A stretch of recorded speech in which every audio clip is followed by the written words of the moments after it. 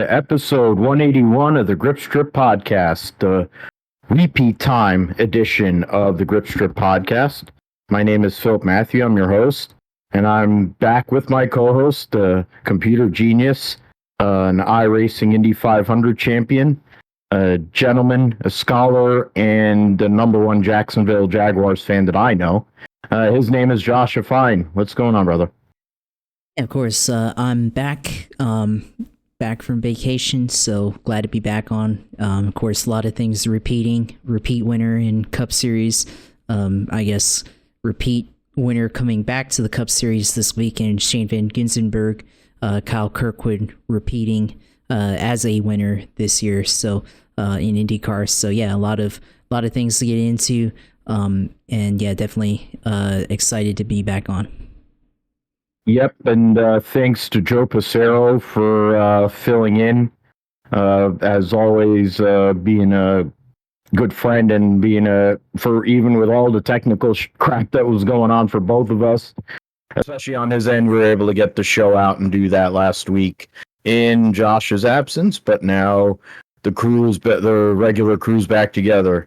As Josh mentioned, Kyle Kirkwood gets his second win of 2023 on a street course as well after winning at Long Beach. Christopher Buescher getting 2 wins in a row, holding off to MTJ.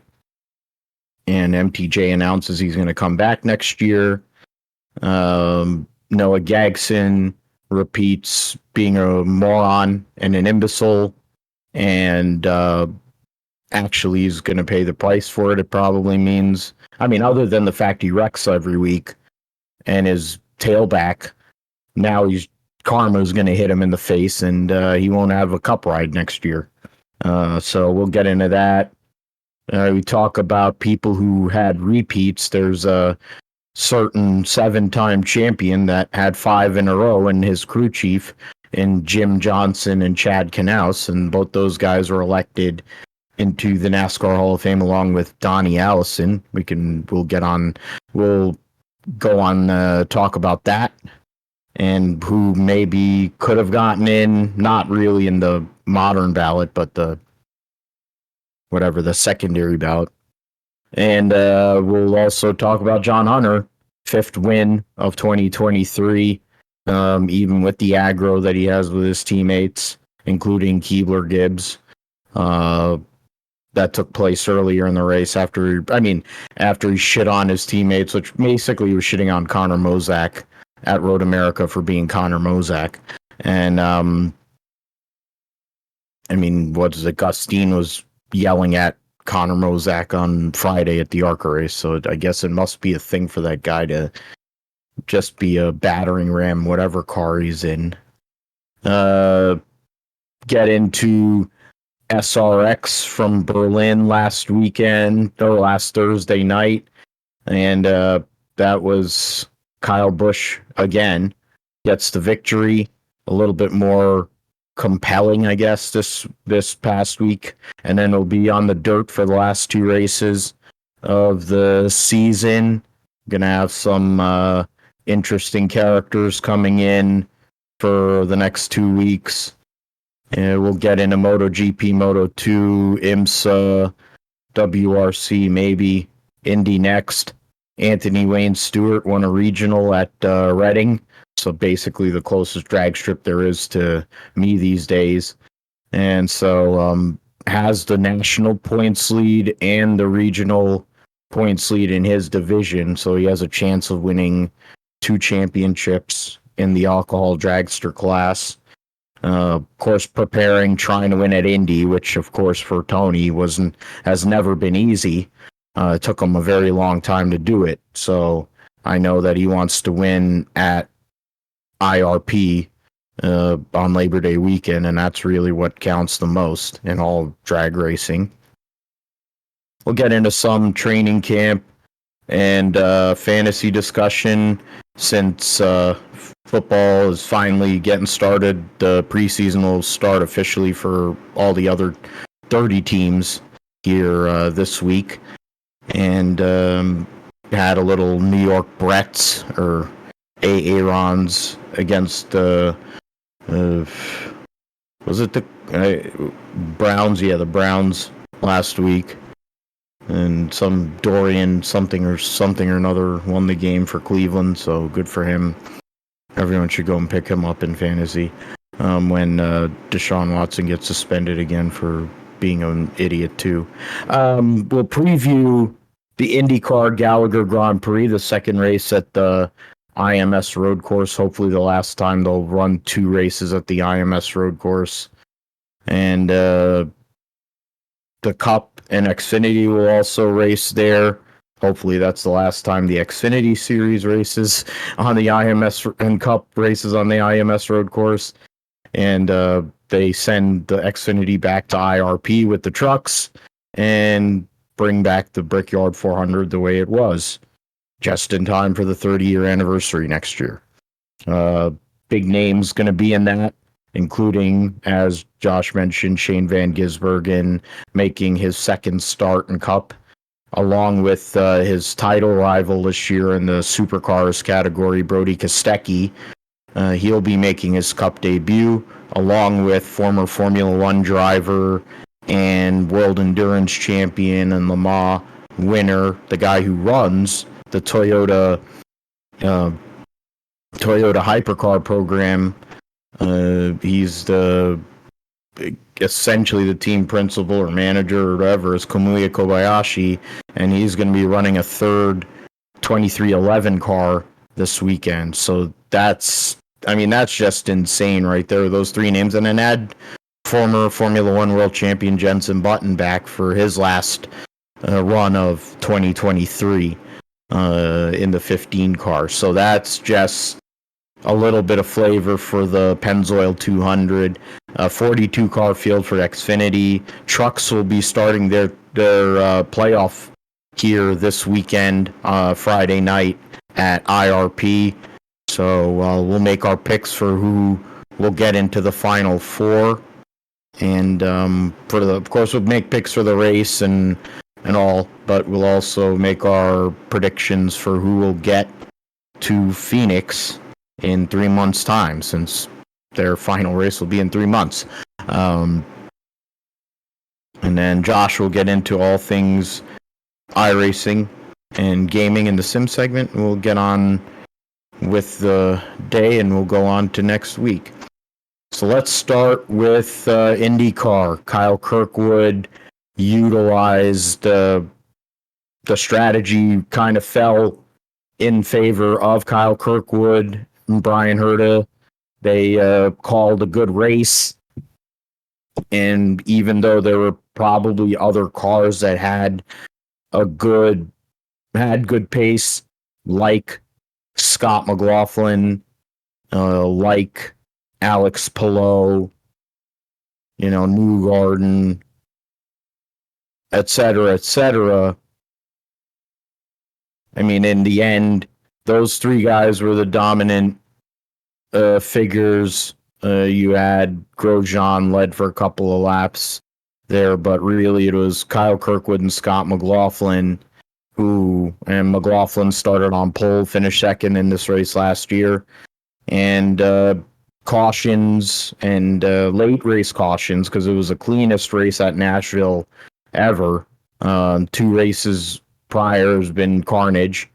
This race, it took until almost the end of the race for anything to happen. There was only one actual yellow in the first 70 laps of the race, and that was a failure, fire and a rear wing failure on David Malukas' 18 car, and taking him out of after getting into the Firestone Fast 6. So brutal luck for him there. And but otherwise, very clean race, typical kind of IndyCar fare. You have your typical issues with Benjamin Peterson. You have your issues with Stingray Robb, but he actually finished in the top 20 and on the lead lap, no less. So that's better than usual for him. But and Linus Lundqvist ended up having the fastest lap, filling in for Simon Pagenaud in his IndyCar debut. has a solid qualifying effort, but he gets into the Firestone Fast 12, didn't have soft tires to use in the Fast 12, so he didn't get to advance further.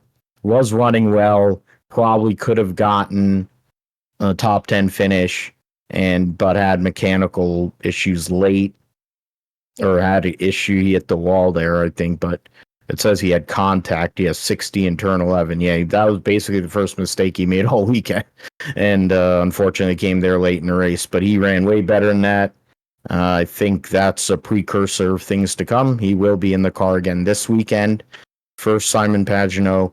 It's got all the feelings of Kurt Busch right now going on for Simon Pagenaud here this year, unfortunately. But while Linus Lundqvist, the defending Indy Next champion, made his debut, a former Indy Next champion, guy who's gone through the whole entire road of Indy in his second full season in IndyCar, has, I think, established himself as someone that we're going to have to look at in the long haul. Second win of his career. Both of them have been on street courses. The Andretti Autosport team has had pace all year on street courses. Only twice they've closed, and he's been the guy that's closed the door. Kyle Kirkwood is bringing the heat, Josh, and holding off Scott McLaughlin, who's battling for a championship, and essentially holding off the top four guys in the championship in the process to go and win that race. I mean, he's not going to win the championship this year, of course, but at least he's establishing himself as somebody that we're going to have to look at as years go on here in the IndyCar series. Yeah, don't forget the heat, like Michael Andretti said in those Buttered Ball or whatever commercials with Ryan Hunter-Reay many years ago, and Cal Kirkwood definitely didn't forget the heat this past weekend, of course. Yeah, a bit of an interesting one here. Of course, last couple of years, like you said, Nashville crash fest, but this year, yeah, fairly clean. And they actually ran at an earlier time, which I wonder if maybe that factored into it. The heat in the top of the day, running in a slicker track and everything, and drivers having to be more careful and everything. But yeah, I mean, it was definitely from that perspective, only 4 yellows, really only 3 when you count the first one being the start waved off and everything. But yeah, this race definitely had a lot of ebb and flow in terms of strategy. We saw Kirkwood go on the alternates, and I think that's what helped him get to the front, go on alternates after his first pit stop, and pick up a lot of ground after starting in 8th. So, gets up there, gets up front. Palou goes on the 2-stop strategy, and then the final caution kind of saved him there in terms of being able to make it in on, save it on fuel. So didn't have to worry about those issues or anything like that. But, Kirkwood still pulls out the win. So Palou sees his street and road course. Well, he already did that, but still gets a podium. So even with all of that, Palou still finishes ahead of Joseph Newgarden there.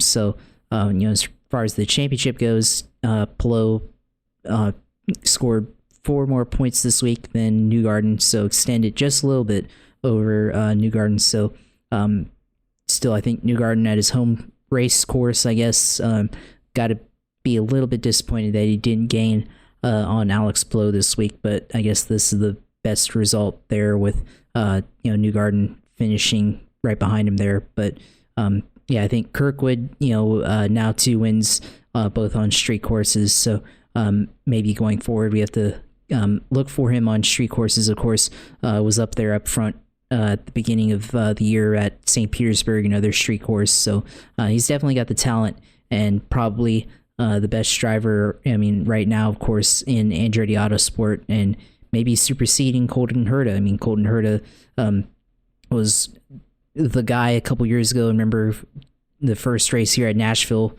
had his issues and trying to win this race and didn't, and still hasn't really had anything since then.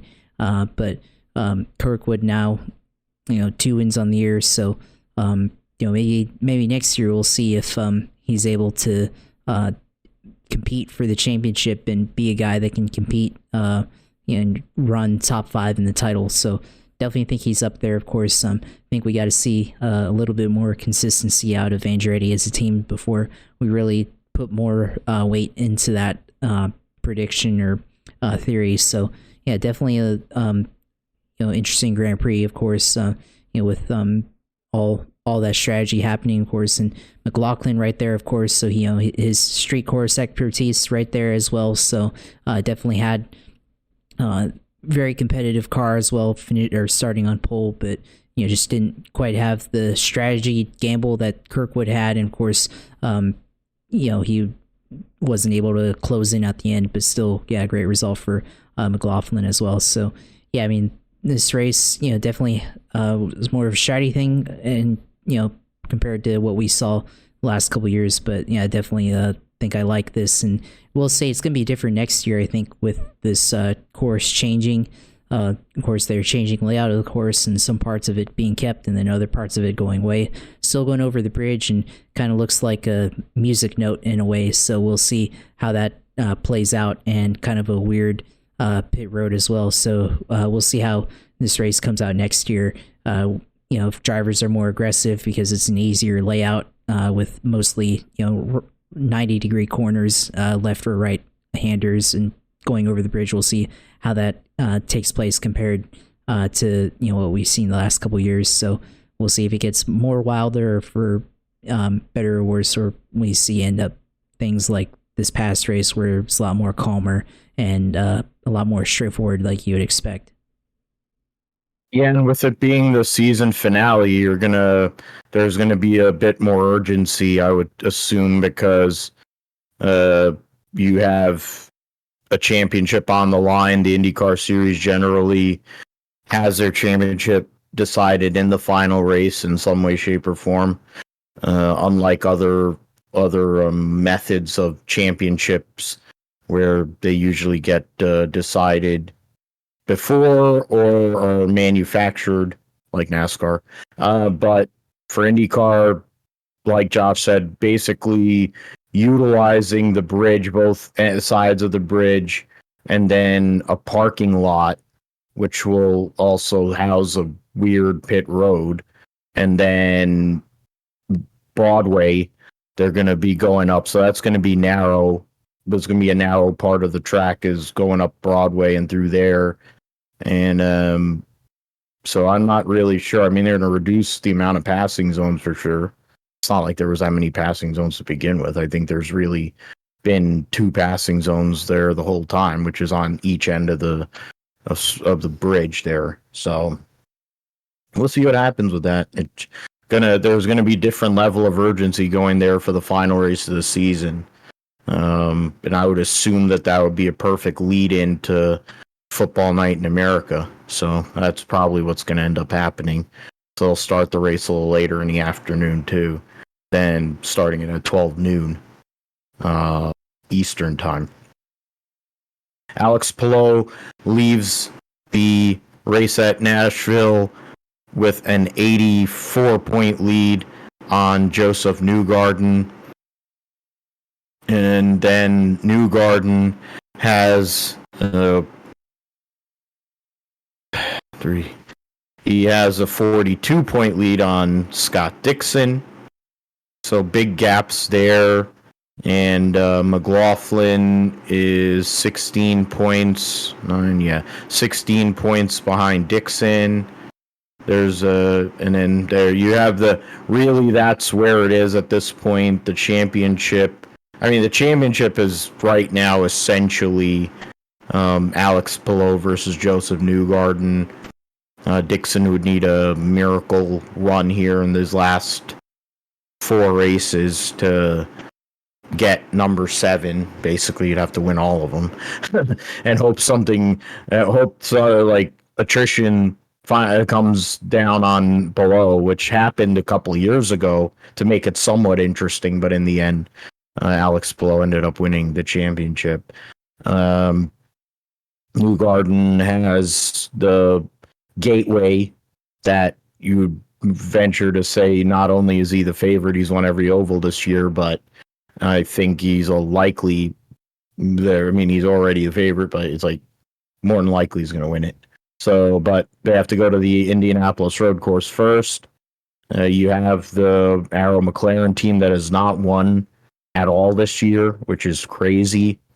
You have guys like Christian Lundgaard, who has nothing to lose, and he's been really good at this course. And you have people that are just going to be gambling, and it's usually a very mellow, clean race because it's a very bland track. So its strategy was was a deal at Nashville. We'll probably see that same kind of situation at Indianapolis on Saturday. Yeah, so that's the points right there. McLaughlin is fourth, Ericsson fifth, O'Ward, Will Power, Lundgaard, Kirkwood, and Herta, the top 10. Alexander Rossi 9 points behind his former teammate there in 11th. Kyle Kirkwood, Scott McLaughlin, Alex Palou, Joseph Newgarden, and Scott Dixon, the top 5 in the race on Sunday. Grosjean, Ericsson, O'Ward, Lundgaard, and Power, the top 10. I think that's Helio Castroneves' best finish since he won the Indy 500 a couple of years ago.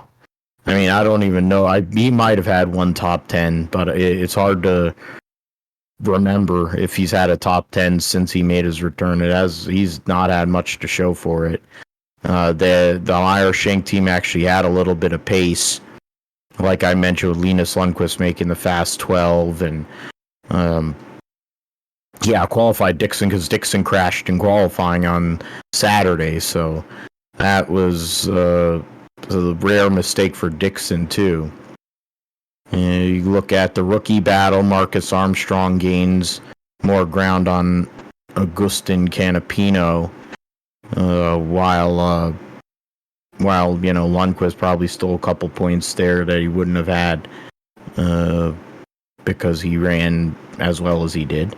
So, we'll see what happens with that. So another repeat winner. Last week we talked about it with Christopher Buescher getting his third career Cup Series victory and his second on a short track. Well, now he has a fourth career victory, 2 wins in a row, 2 different types of racetracks, and the momentum is in RFK's court and in the 17 garage or in their box, because I think he's finishing the top 10 in every road course race since this car came along. He's won 2 races in a row. And Brad has had a chance to win more at Richmond than he did on Monday when they ran the majority of the race there. But Chris Buescher held off Martin Truex Jr. Didn't think that was going to be the case.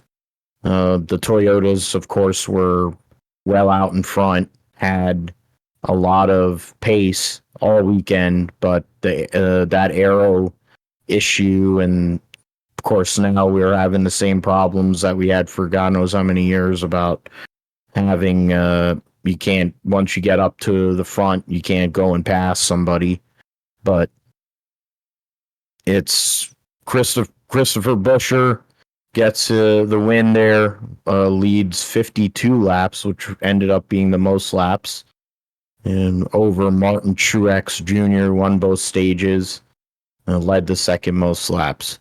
Dennis Hamlin, Brad Keselowski still looking for that victory at home. Kyle Larson gets a top 5 finish at a track where he's won most races he's won at one track in Michigan.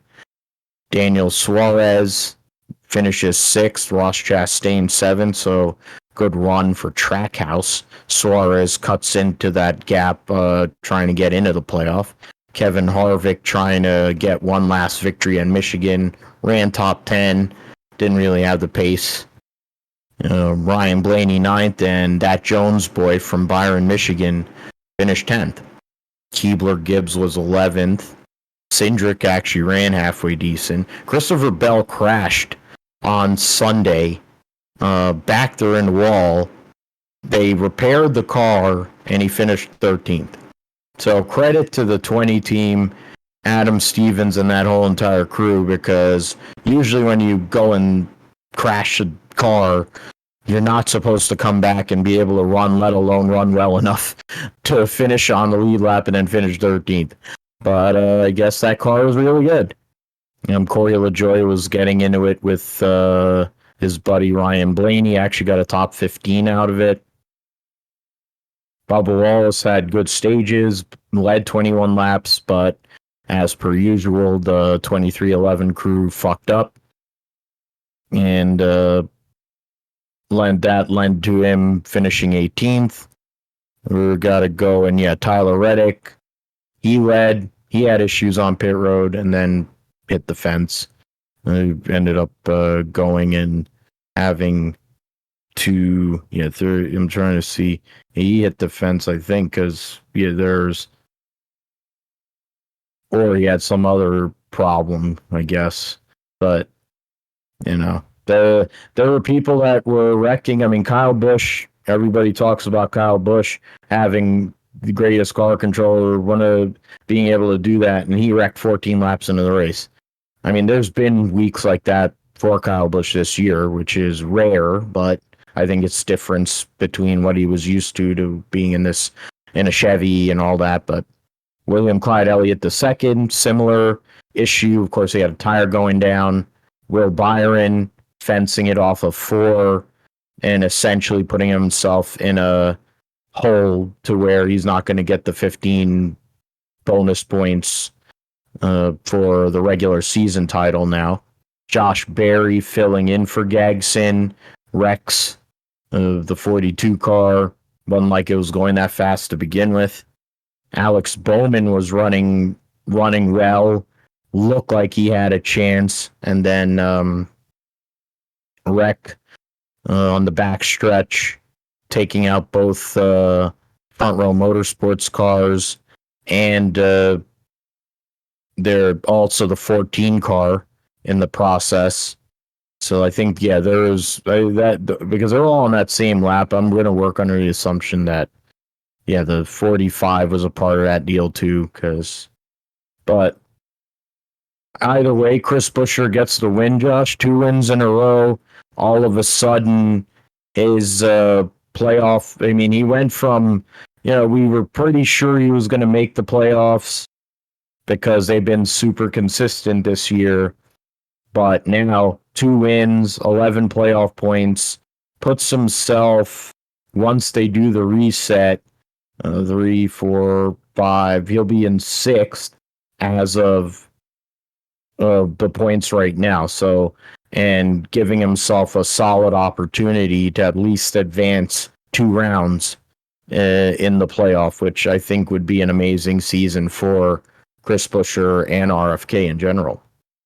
I mean, it's been a pretty amazing season so far for Chris Buescher and the RFK team. Look at where they were at just a couple of years ago and not really competitive at all. And then, here comes Brad Keselowski and making what, we thought would be kind of a, not necessarily a career ender move, but definitely would not have as many opportunities to win, as he did at Penske. But now, Chris Buescher, after, many years of driving, really poor quality race cars, now the last 2 years is, finally gotten into some really competitive rides with Roush rebuilding and everything. And now, going to make the playoffs, 2 wins in a row. So, it's definitely got a lot going for him, and could be a sneaky, like I said, could be a sneaky contender for the championship, especially with how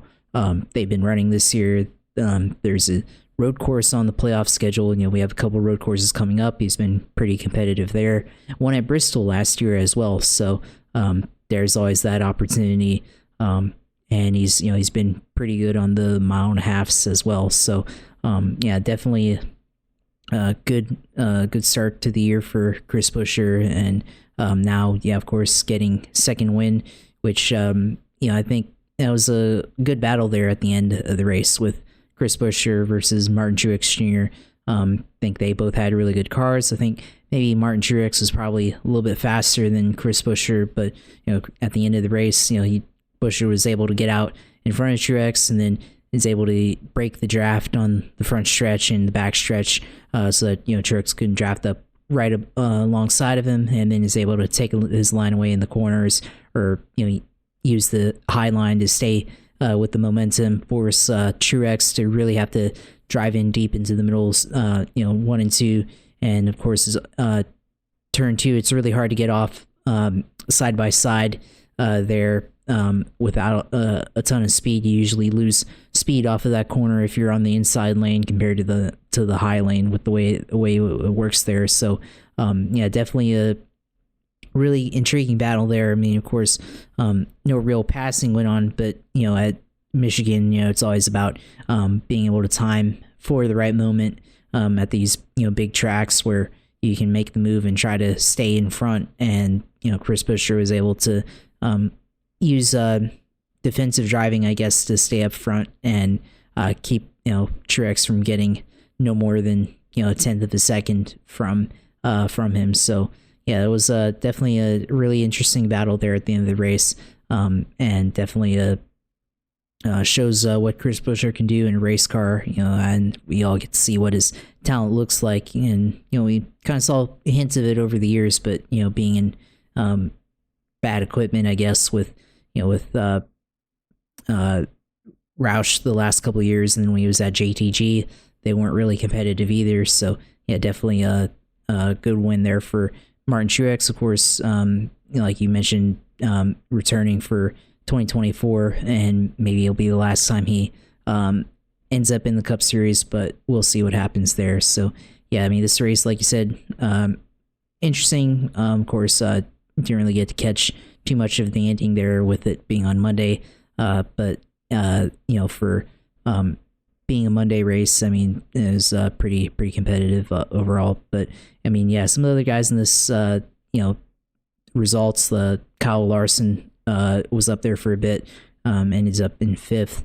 Bubba Wallace, of course, he was up there and had a pretty nice move after the stage 1 restart or stage 2 restart when they got back going, and led a handful of laps there, but then and I think he was in the top 10 for quite a bit, but then ends up fading at the end to 18th after their final pit stop. So really curious there's why they didn't make any position. Of course, I know track position is tough in Michigan, but the other guys that they pitted with, they like Larson and some of the other teams, they didn't get as much position back, so that's a little bit disappointing there. But they're still in good position for the playoffs, and I think big story here at the end, of course, Chase Elliott.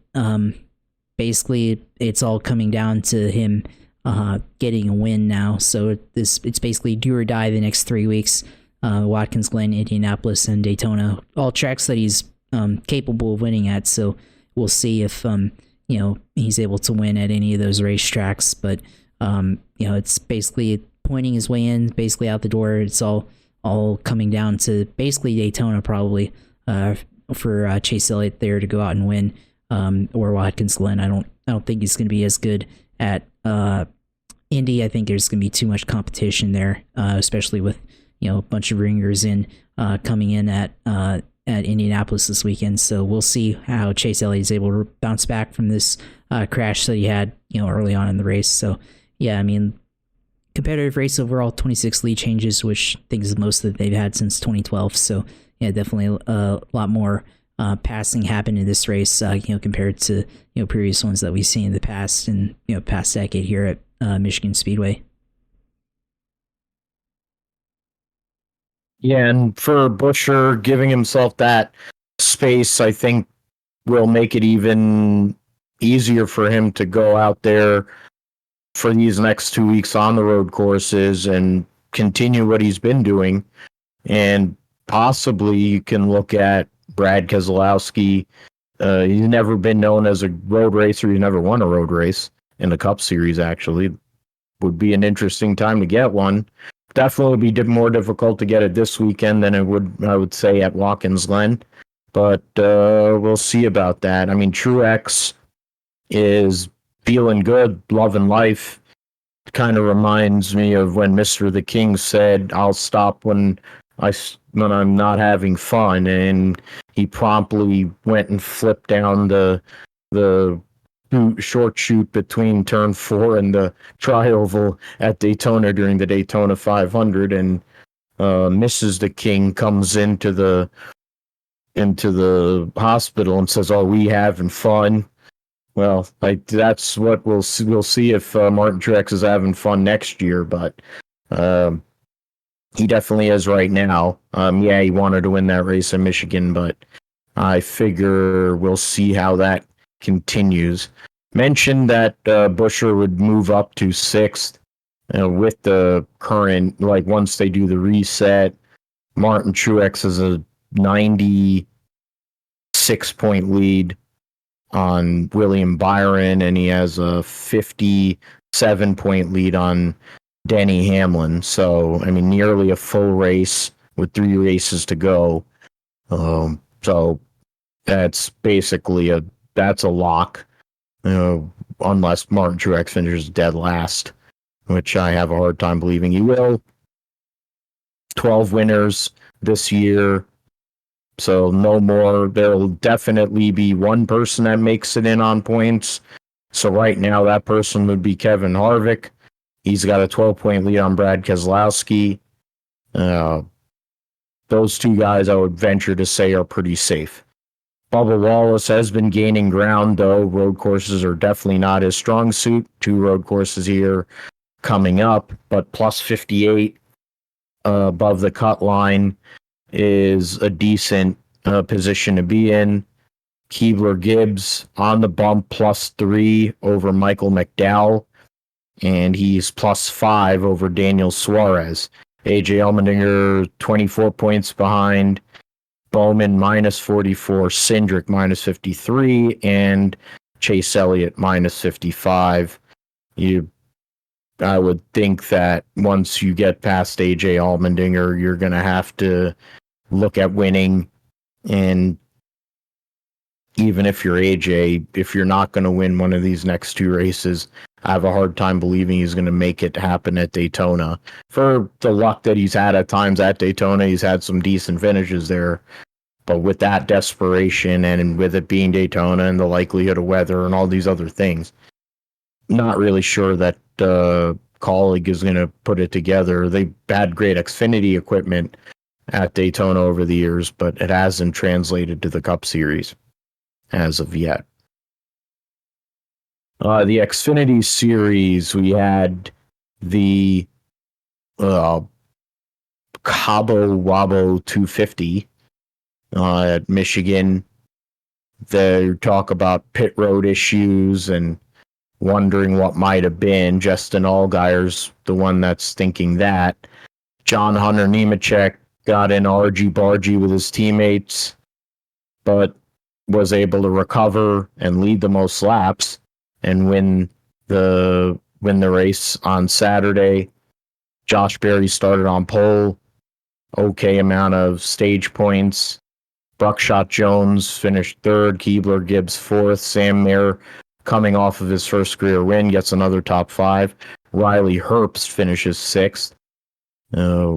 Chastain and the 10 car, Kligerman, Parker Retzlaff, and Jeb Burton. So good run for both Jordan Anderson cars.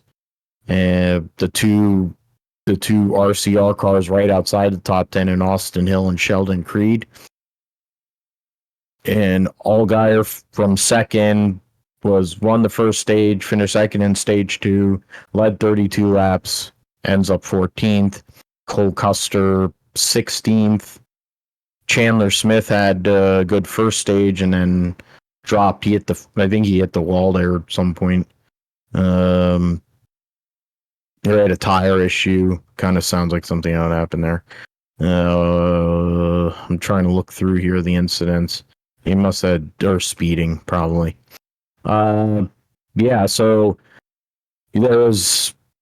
I think that was the one. There was one incident. I mean, the incident that took out Sammy Smith was the one with all three Gibbs cars. Keebler Gibbs and John Hunter were getting into it, yelling at each other, saying all kinds of effed up stuff. And that's why he gets you. Connor Mozak didn't hit anybody personally, but he hit the wall. Carson Hocevar was, I think he was collateral damage from the Mason Maggio, he was a collateral damage in that wreck with Mason Maggio, who then had a tire fail and hit the fence. Stephen Parsons just drove around at about 20 miles an hour slower than everybody else the whole entire day. Sage Karam was driving for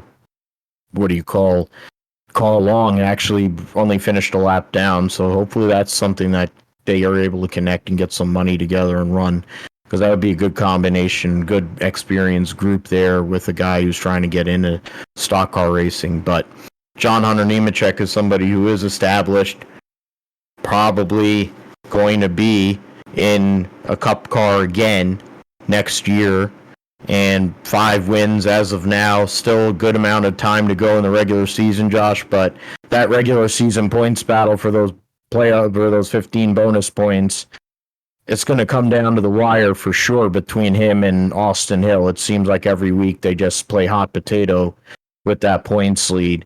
But it's really based on those two guys, and we're waiting to see who else is going to establish themselves as a factor in the Xfinity series, because otherwise it doesn't seem, there's guys that have won, but it doesn't seem like there's anybody that's really that next person. I'm not sure if you think there is anybody out there. There might be, but you have to close to really prove that, I would think.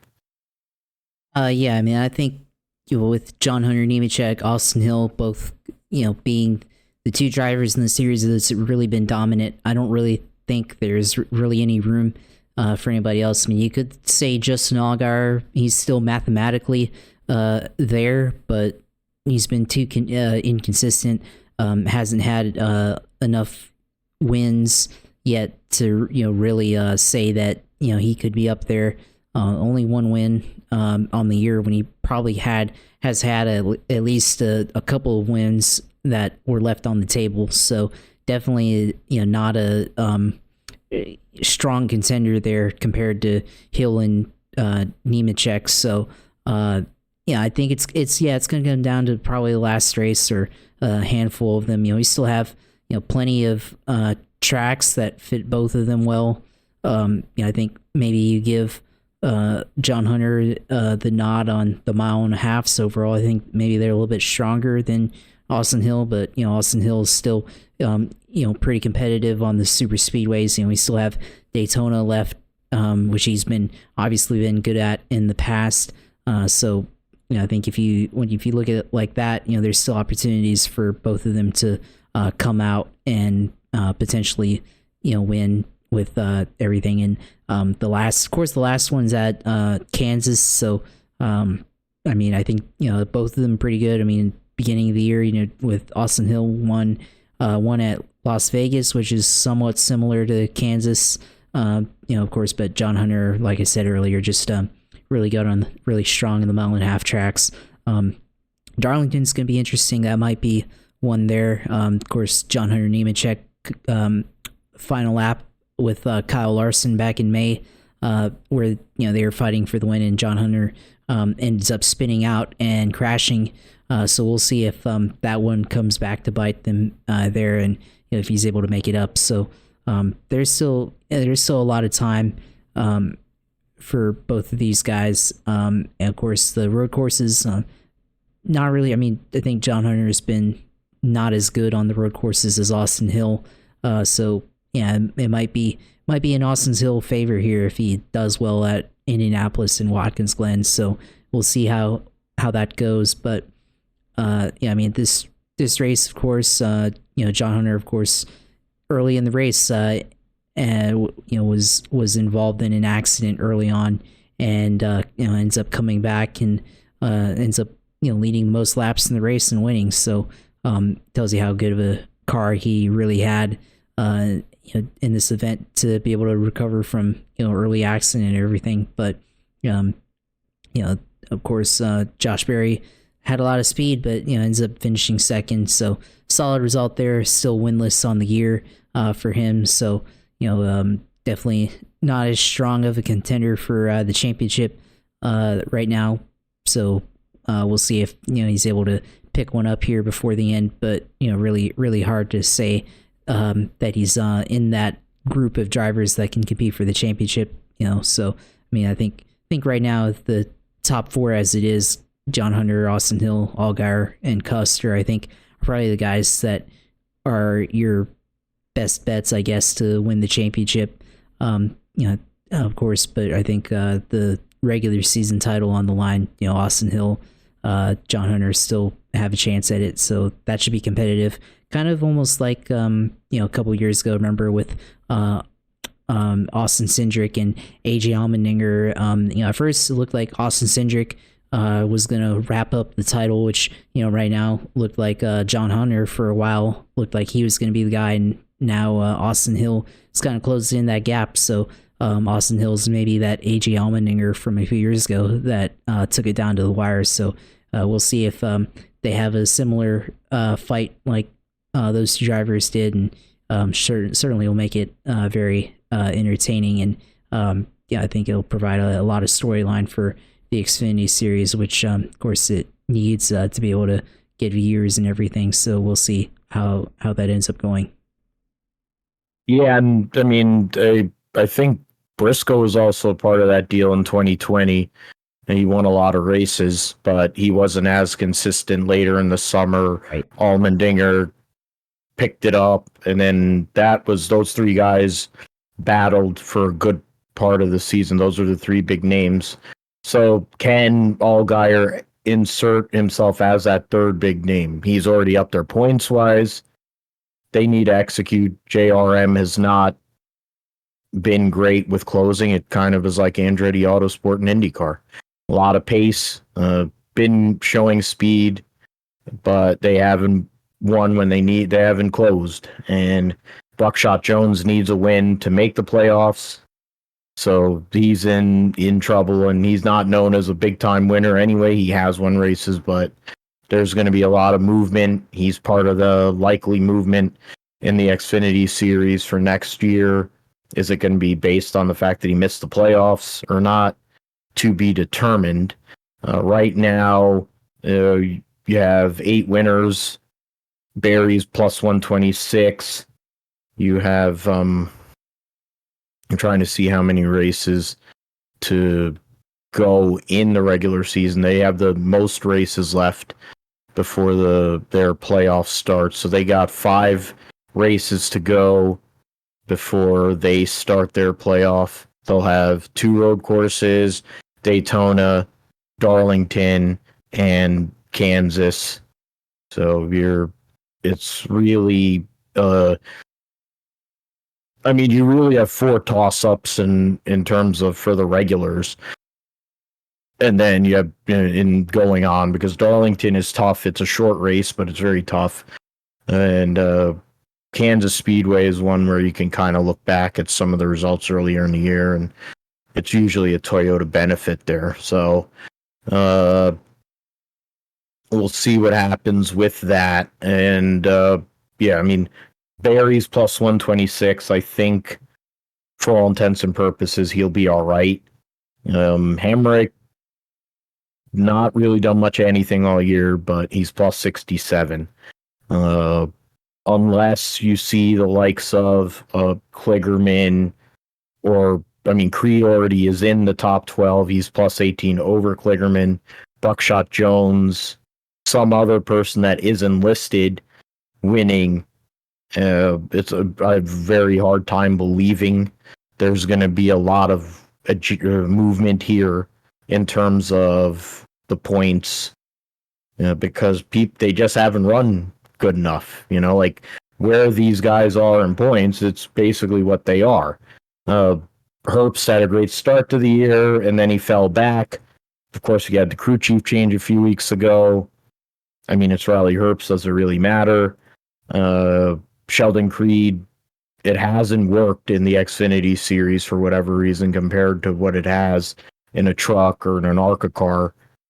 Probably because there's more horsepower, which I don't understand. I would think that would be more to his favor, and the low downforce. But I think the low downforce and being a little looser, as he's still trying to figure it out. But we'll see what happens. I'm assuming he's gonna have another year in Xfinity because he'll be the lead dog next year because Austin Hill's gonna be moving up the Cup. But we'll get into that. So let's get into, speaking of somebody who moved up the Cup, but might end up moving back. We had the news on Saturday of Noah Gragson getting indefinitely suspended for his social media presence. Which, I mean, to be fair, he has a history. This is going back to when he was running late models, going back to running K&N, where he's done questionable things, said questionable things, done questionable stuff.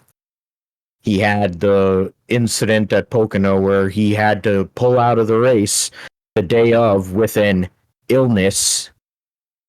Notice I went with air quotes on that one because that's the same way as like Dustin Johnson and the PGA Tour they gave him a test and then he took time away.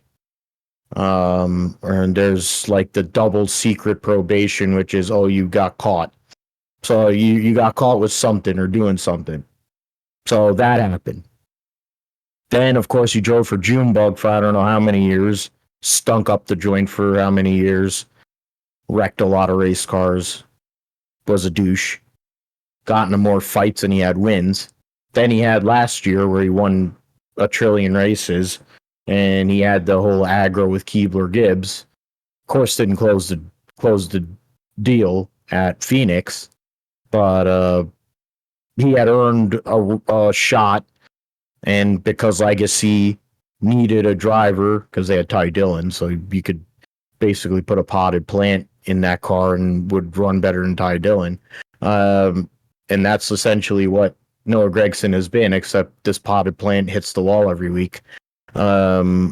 He's missed a race because of a concussion after Gateway. He's wrecked a lot. He was the worst regular on the circuit.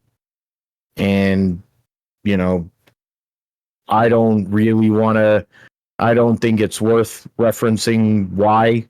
I just will go and say this is par for the course. I've been saying that for days. It's par for the course for the guy. And the people that are in up in arms about it and making their comments, it's why NASCAR has a problem. Fundamental problem in society to have a fan base and have reach. When there's defense of this, oh, they shouldn't suspend him. It's not that. It's like you understand that it's not even about this. Like, really, at the end of the day, this is just this is the most recent example of Noah Gragson's general lack of awareness, being a moron, not be like, how the hell are you? I mean, he's a trust fund baby. His dad's a fucking drunk who killed people and he's in jail. You got freaking, I don't know where the hell the mom is. He's had questionable behavior on women. He's made questionable comments about I don't know how many different things. He's a tool. Absolute tool. I'm pretty sure he's more likely to hang out with certain segments of the society, certain people, but at the end of the day, the guy, if you want to go and just base it on driving, the guy's run terrible. So what the hell difference does it make if you suspend him? Are you going to go and say that, oh, this is an easy out? Yeah, probably is. But the reality of the world is they brought it up on NASCAR radio earlier today.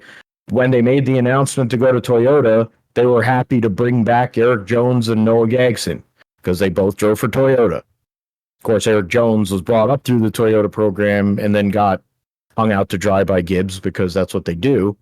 Gragson left to go to JRM.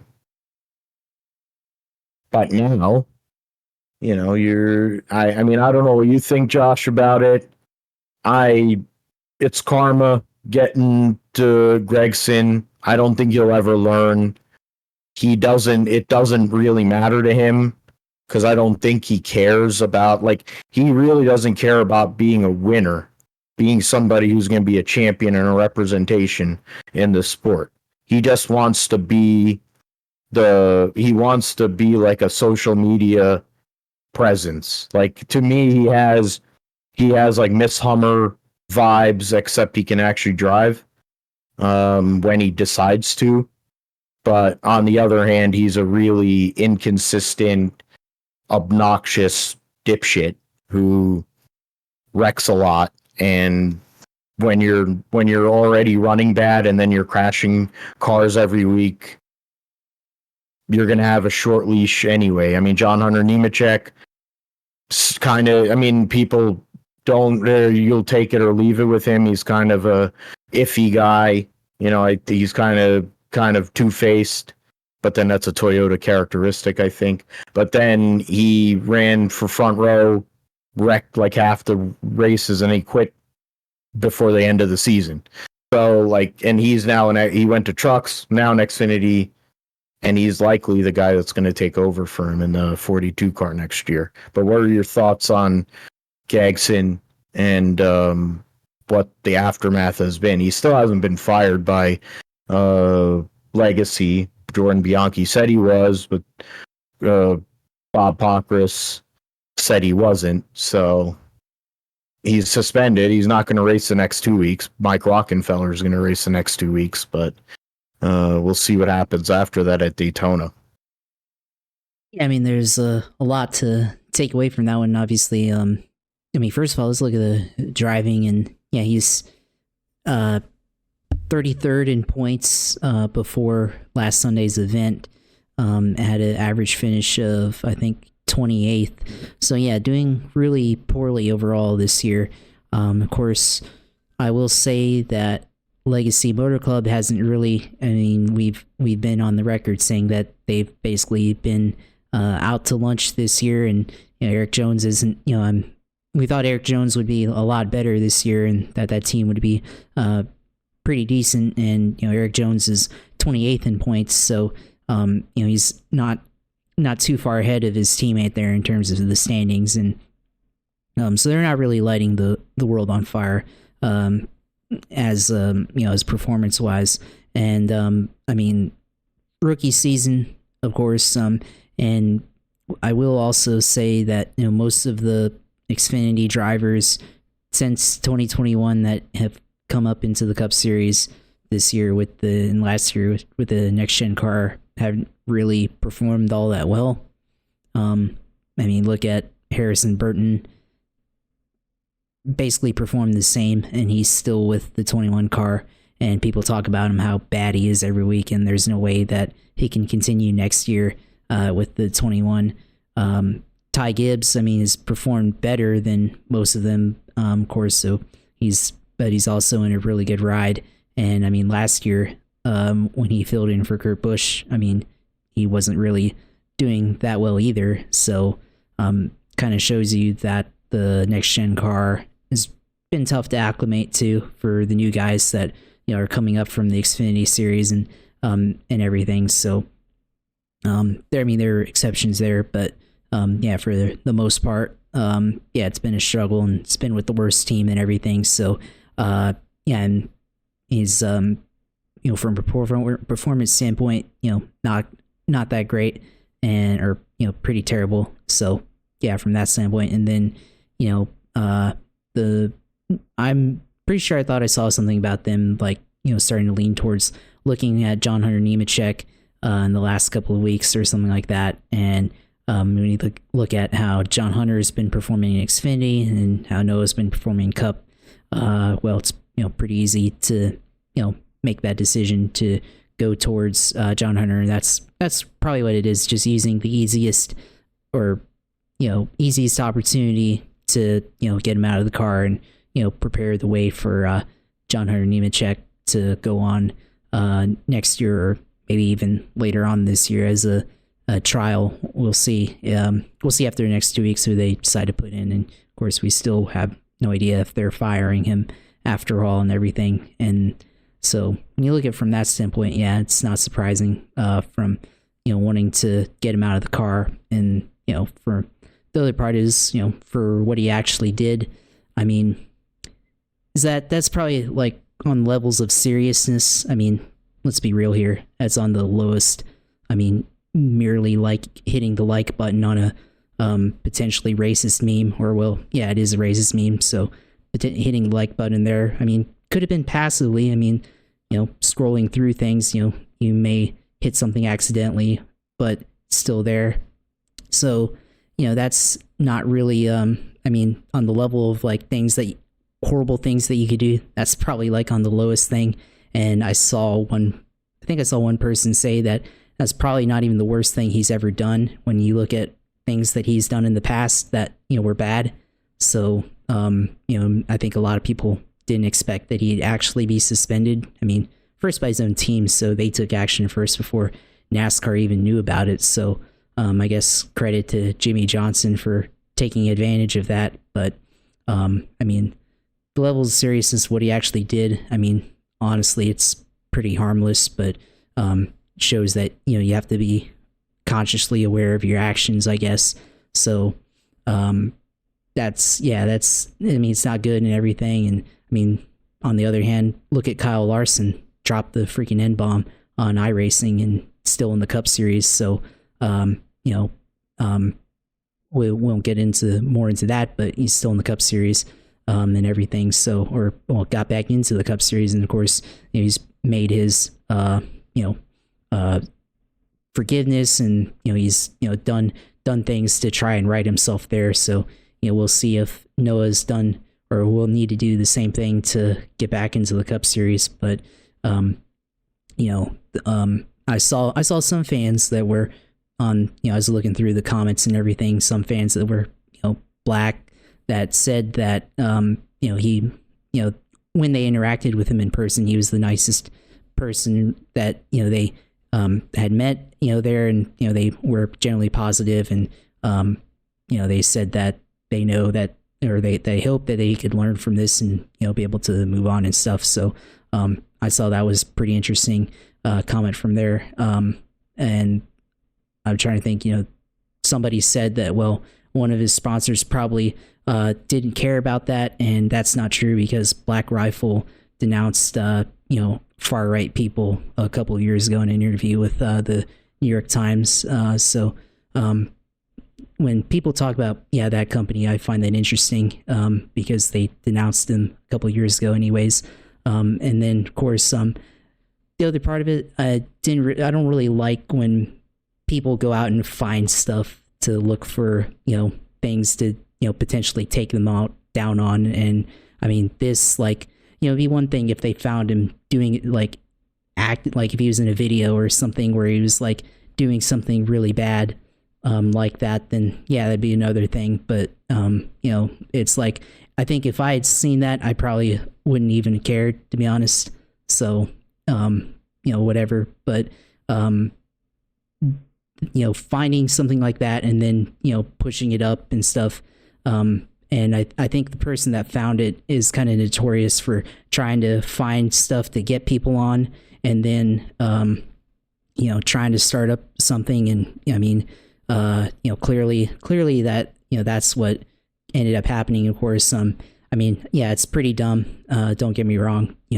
Again, be consciously aware of what you're doing and know that there are consequences to your actions, whether good or bad. So, I don't really like general when people find stuff and to try and get you and potentially cause a negative thing or impact.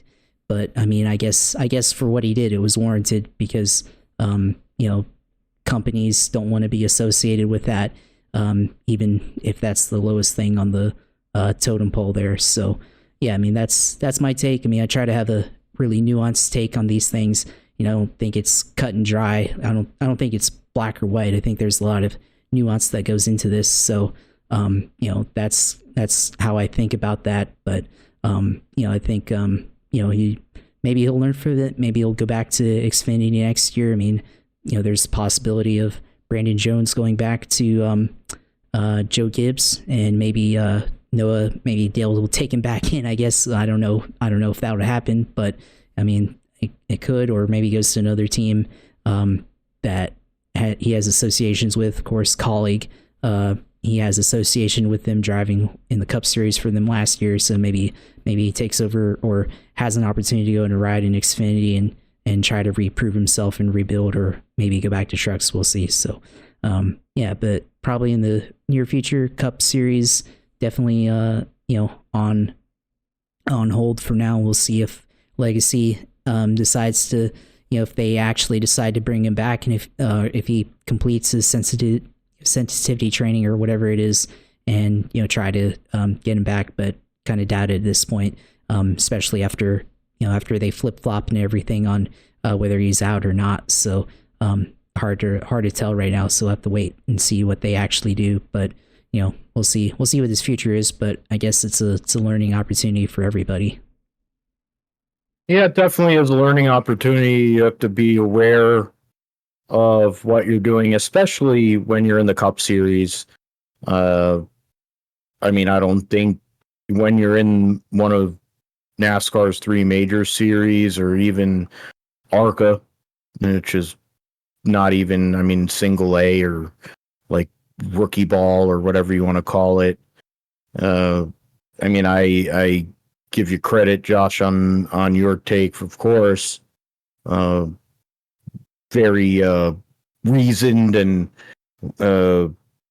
going into detail, of course, which is part of why you're the balance, of course, for us. And so I'm just going to go and rant. But my rant comes from his history and knowing these things, and also seeing what we've saw over the last few days. And the fact of the matter is, he's never going to learn. I don't think he's ever going to change.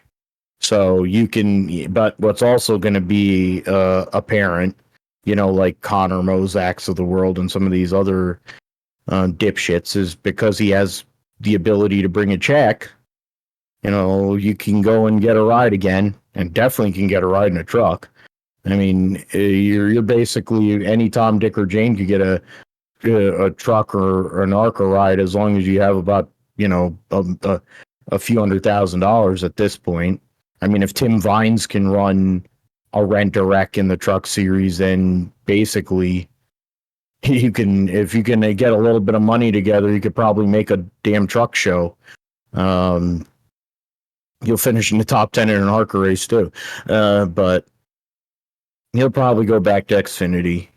He'll be in a Call-It car, or he'll either be in a Call-It car or RCR or one of them big time teams. So in the end, is he really losing? They'll say, well, Legacy was a terrible car, which, yeah, they've been terrible.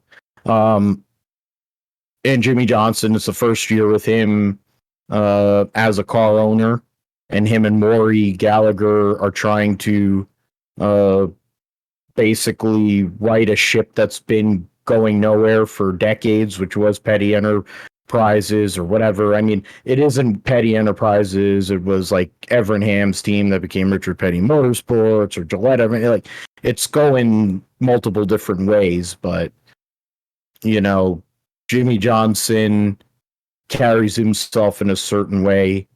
I think that plays a part in it.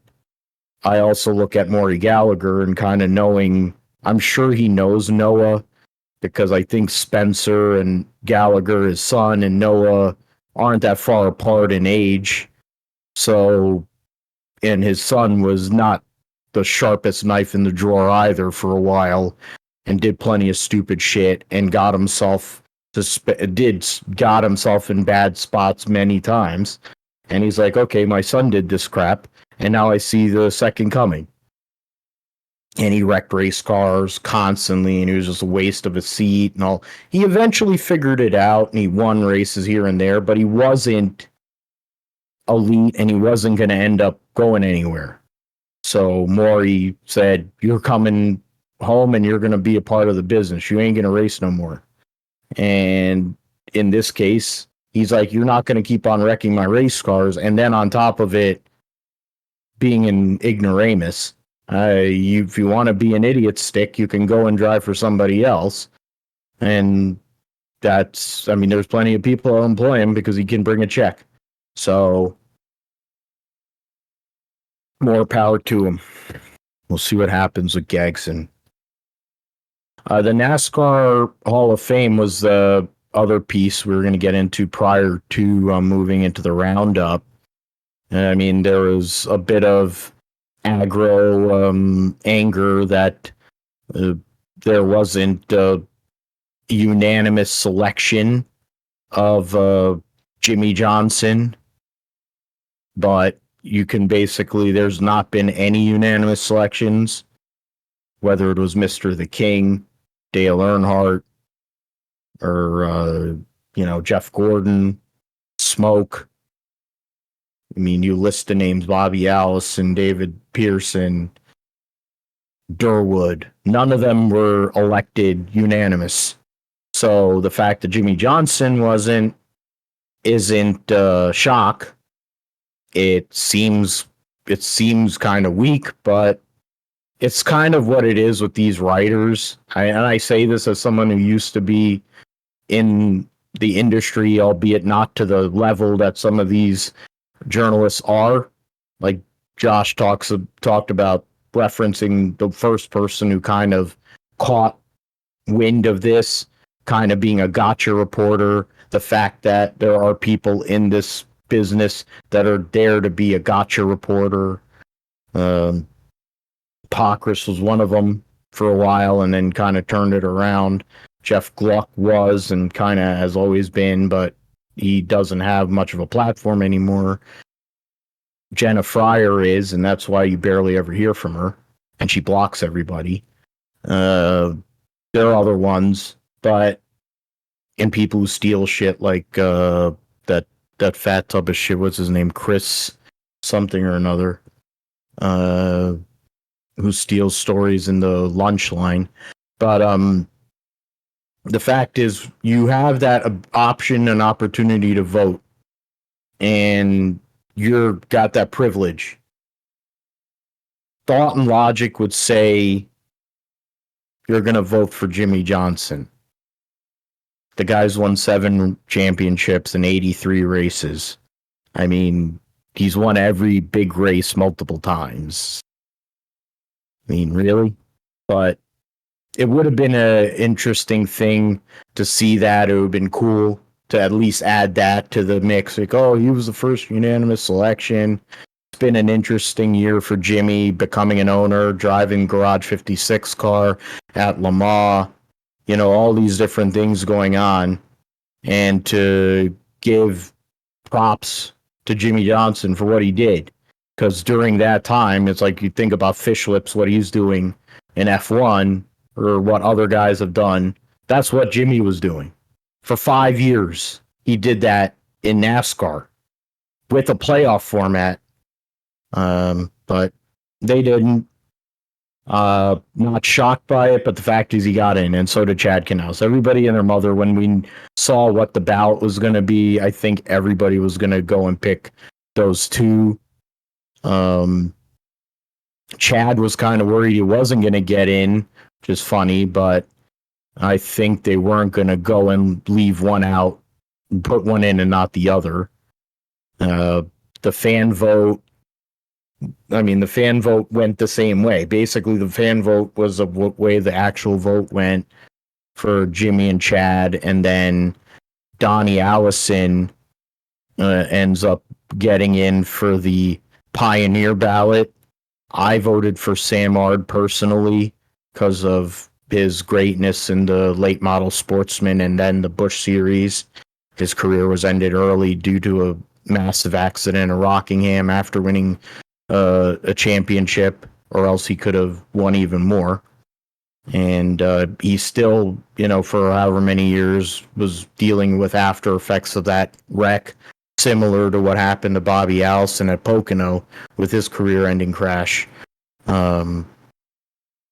So, I mean, it's interesting how that connection was there.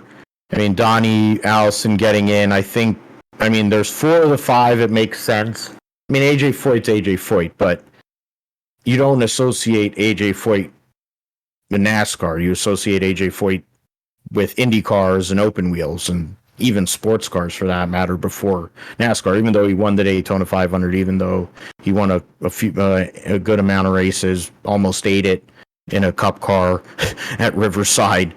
If it weren't for Vernelli saving him there.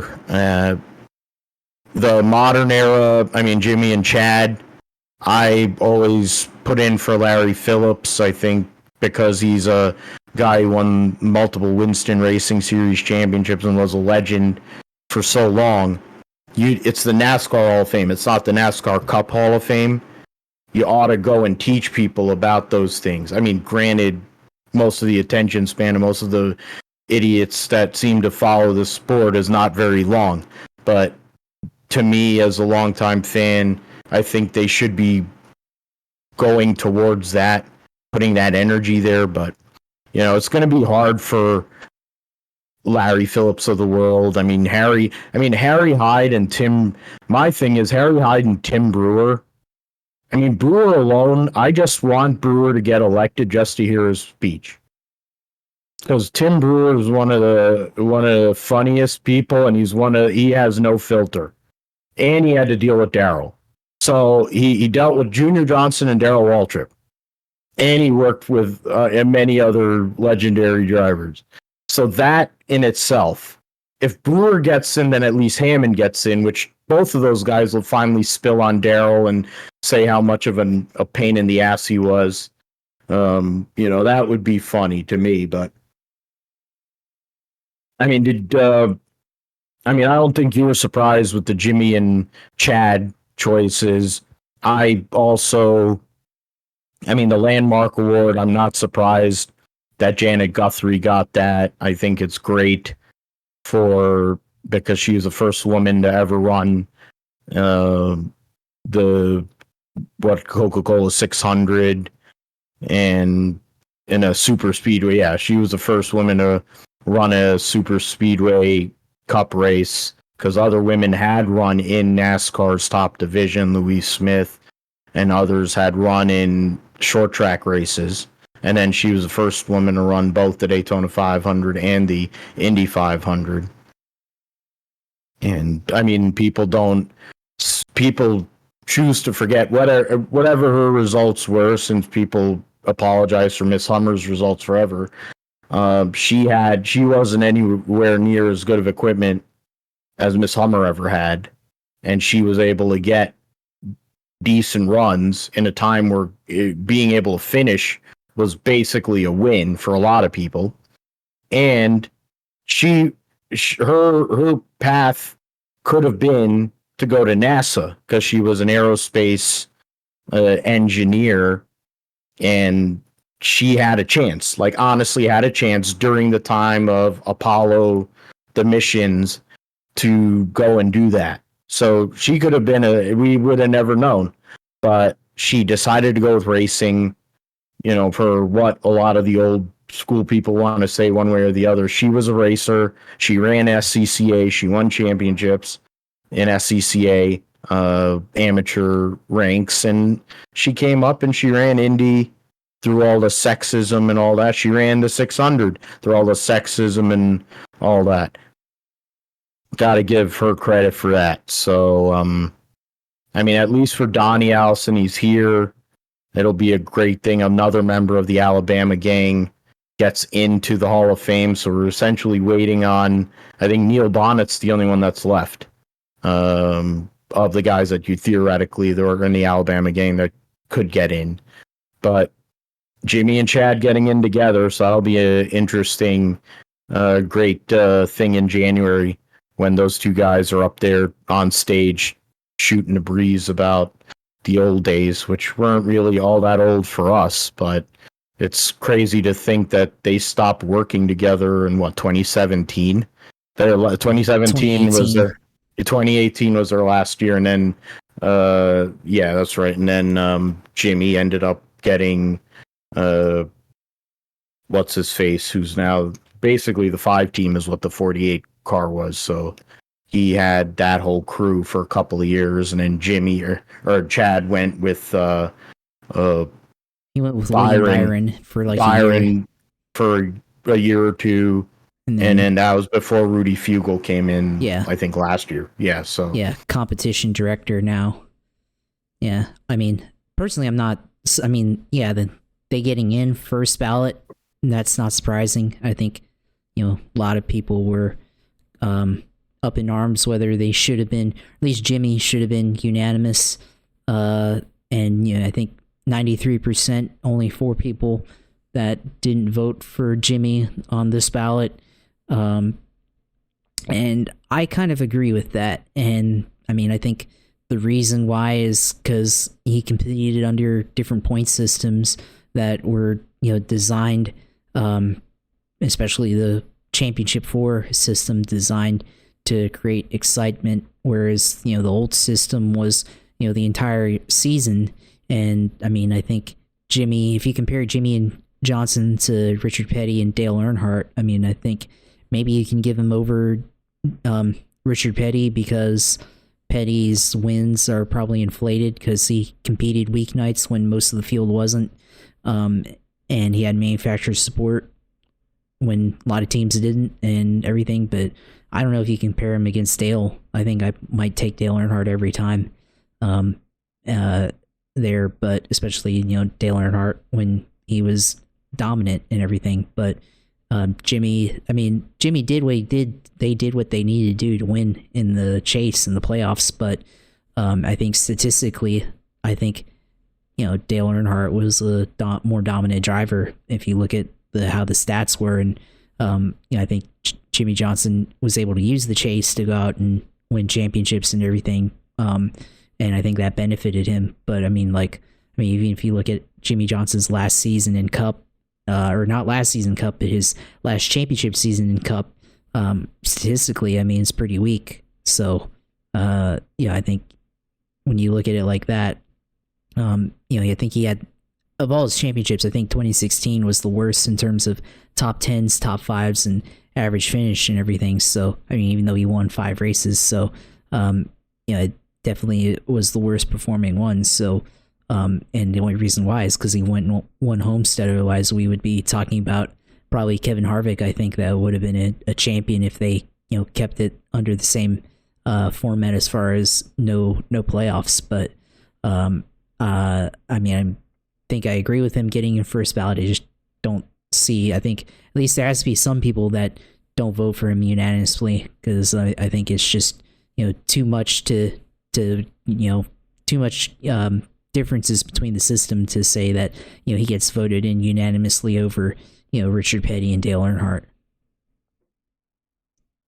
Yeah, and I get what you're saying. If none of them, if Richard Petty, Dale Earnhardt, Bobby Allison, Cale Yarborough, David Pearson, Durwood, Jeffy, if none of them got in unanimous, then Jimmie wouldn't. And at this point, that's really what we have now. It's like, oh man, you didn't get elected, and you know what? For the 4 douches that didn't want to vote for him, good. It doesn't matter because they don't want to list it. I think it would be funnier for these people who don't want to vote. Like, you have the ability to vote, you don't bother to vote, or to come out, just own it. I'd have more respect for them and explain it.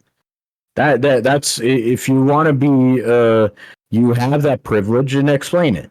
Then I could have more respect for the process, because there's plenty of people in this that know the sport, that respect the sport, that have been around it. I would let Dale Jr. vote for it. I would have him have a vote. The guy is literally one of the only reasons why we care about the history of the sport anymore. Period. Let him vote. the dude knows this crap. I mean, for all the damn concussions, if a fucker goes back in history, looks up all this stuff, and I mean, it's funny when they bring up conversations with his friends and they come on the show and he's like, I don't remember any of that, but he can remember who won the 1990 race at whatever in the Busch series. But hey, that's Junior for you. But, I think we'll see what happens. It's going to be harder for some of these drivers and crew chiefs and whoever that haven't gotten in to get in.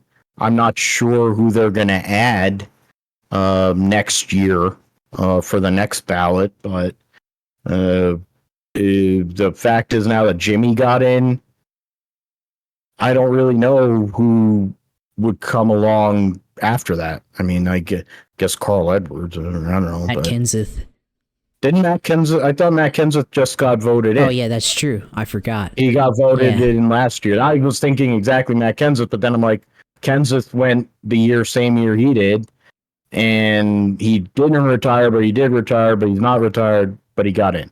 So, so I don't really know who's going to be in. So now it's going to be interesting who they pick for the next ballot for the 2025 election there. I wonder what's going to happen with that. Okay, let's get to the roundup here. SRX I mentioned was at Berlin. Kyle Busch gets the victory for a second week in a row. And what was that? I heard a beep.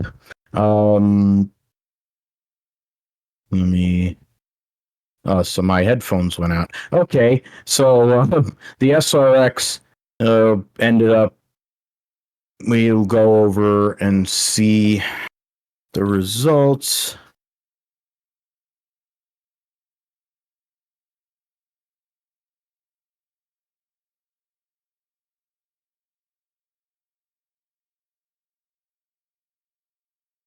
Keselowski by just under a second. Ryan Newman third. Marco Andretti fourth. Haley Deegan actually got a top five. Schrader, Smoke, Alio, Labonte, Harvick, Candy Cane making his first appearance in the SRX, and John Benson Jr. In being the local hero ends up finishing last. The points for the 7 regulars, as it stands right now, Ryan Newman, 33-point lead over Brad Keselowski, 34 on Marco, and 51 on Tony Stewart, and 53 on Kenny Schrader, 54 on Haley Deegan and Bobby Labonte.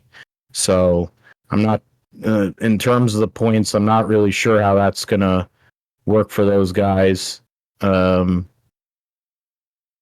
mean, that's basically it's I think Brad Keselowski is the one person, I think, in no neck, and he's not really known for his dirt prowess. So, I mean, it's a battle for those three. Those three guys. Marco's trying to get 2 in a row, but I think Newman is definitely in the driver's seat to go and get the SRX title, make 3 different champions in 3 seasons. This weekend's race or this Thursday's race at Eldora will have I'm trying to go through here. Their website is, Jonathan Davenport will be at Lucas Oil Raceway in Wheatland, Wheatland, I think Missouri or whatever. And then, Johnny Benson Jr. we saw. Campy, they suspend good. Ryan Preece is over there. This is not great. Chase Briscoe will be in the field at Eldora, along with Bald Spot, Dylan. I have to go on the X machine and go on there because I think they posted it on their SRX racing. And yeah, so the entry list: so Marco, Deegan, Keselowski, Matt Kenseth in the number 8, going back to his old modified or late model number. Smoke, Bobby Labonte, Ron Capps, the multi-time funny car champion, has run USAC midgets and stuff on dirt. Austin Dillon running a number 33, has won at Eldora before. Nonek, Schrader, Chase Briscoe running number 57, and which is a combination of his number along with his dad. And then, what is it? Marissa's favorite number is 7 or something, so they did 57 because, of course, he can't run 14. But he'll get to run against his hero and his boss. And then Antoine Canan in the number 66. So, good, strong lineup there. It'll be 12 again this week. Davenport will be a part of the race next week, which I'm sure he wants to put up a better showing than he had when he was in the 16 car last year at the Bristol Dirt, the multi-time Lucas Oil late model champion, World of Outlaw late model champion there. And Moto GP, Moto 2 were at Silverstone last week. A rare, good performance for, Moto GP, because the new website is absolutely atrocious. But, so there you go. Moto 2, I said results and standings. Yeah, so there you go. In the MotoGP, Alicia Spargaro gets his first win of the year, second of his career, and for Aprilia in a close battle with Pecco Bagnaia. Brad Binder finishes third. Aprilia's get 3 of the top 5 with Miguel Oliveira and Maverick Vinales. Jorge Martin, Luca Marini, Jack Miller, Johan Zarco, and Raul Fernandez round out the top 10. So a good day for Aprilia. The Hondas of Marc Marquez and Joan Mir, the factory duo, crashed out or fell out. Enea Bastianini's nightmare season as a teammate to Pecco Bagnaia continues. And Marco Bezzecchi, who's been in the points battle, crashes out 5 laps into the race, so loses out in terms of the points right now. You go into the standings in MotoGP. Pecco Bagnaia, 41-point lead on Jorge Martin, and a further 48 points on Marco Bezzecchi. That's the battle right now. I mean, more than half the season left for them guys, so still time. Pecco Bagnaia had a huge gap to come back from last year and was able to do it. So we'll see what happens with that. Brad Binder, best non-Ducati, in 4th for the top 5 are Ducatis. Then you have Alicia Spargaro tied with Luca Marini. And so Monster Energy, Yamaha, the best Japanese bike is Fabio Quartararo, only 6 points ahead of his teammate who got canned. And Alex Rins is going to take over for Franco Morbidelli next year on the factory Yamaha. So we'll see how that works out for him. I'm sure he'd hope for it to be better than what has been this year. Philippe Aldeguer gets the win in Moto 2 over Aaron Canet, Pedro Acosta, the podium. Joe Roberts gets a 4th place finish. Best run of the season for him. Sam Lowes in a home game finishes 7th. And so that's about it there. And not finish. So the Rory Skinner, the teammate of Joe Roberts, gets taken out. Jake Dixon was looking for a great run on at home, but gets taken on the first lap. Sean Dillon Kelly was injured, so he didn't race this past weekend at the British Grand Prix. So the standings going into the next round will sees Pedro Acosta up by 2 points over Tony Arbolino, and it's 52 points on Jake Dixon. So basically, it's the Acosta Arbolino who's going to decide who wins that championship there.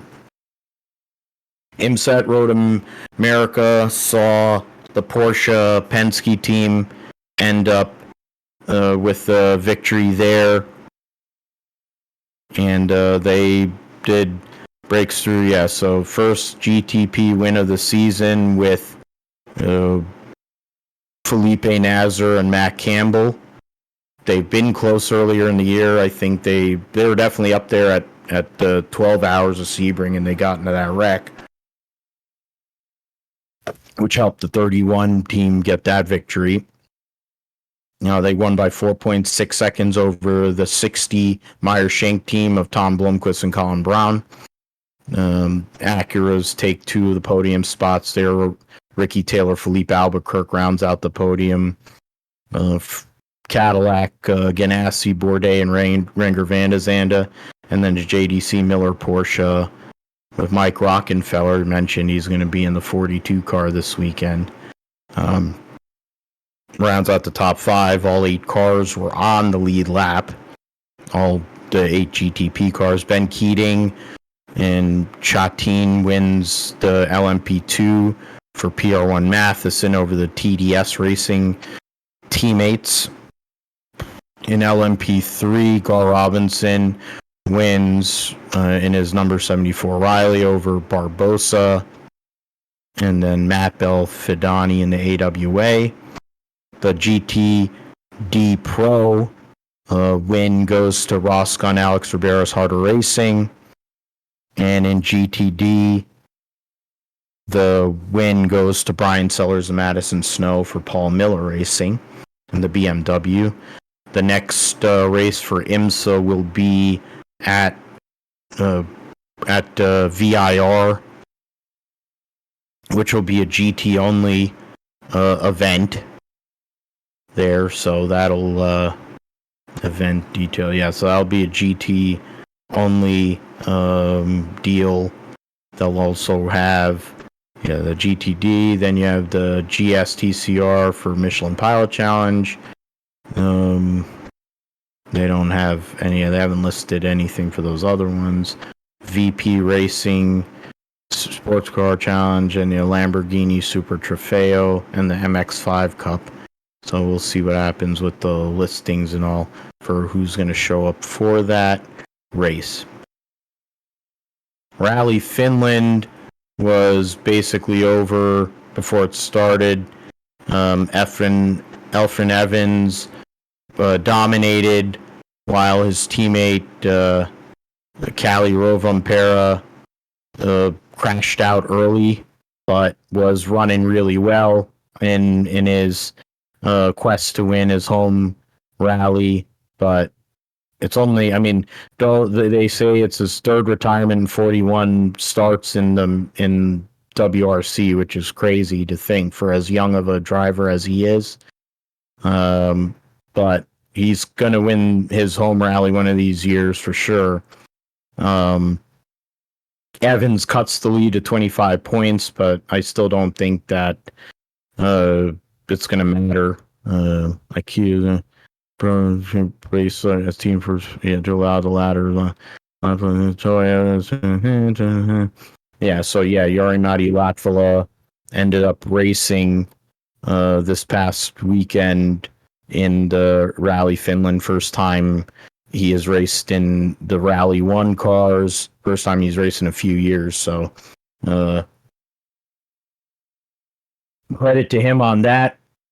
And then so total this year in 3 stage runs, finishing second. Yeah, and Terry Neuville finished second. there at Rally Finland, only 39.1 seconds behind the winner. Takamoto Katsuda was third over Timo Sunonen by less than 5 seconds. So there, Jari-Matti Latvala finished fifth. And then Oliver Solberg was the winner of the Rally 2 category. So credit to him on that. Go through that. Get through. And then go and see it there. So Indy next at Nashville was Christian Rasmussen getting another victory there in Hunter McElroy and Jacob Abel rounding out the podium. And that was early. It was a morning race there. They'll be running.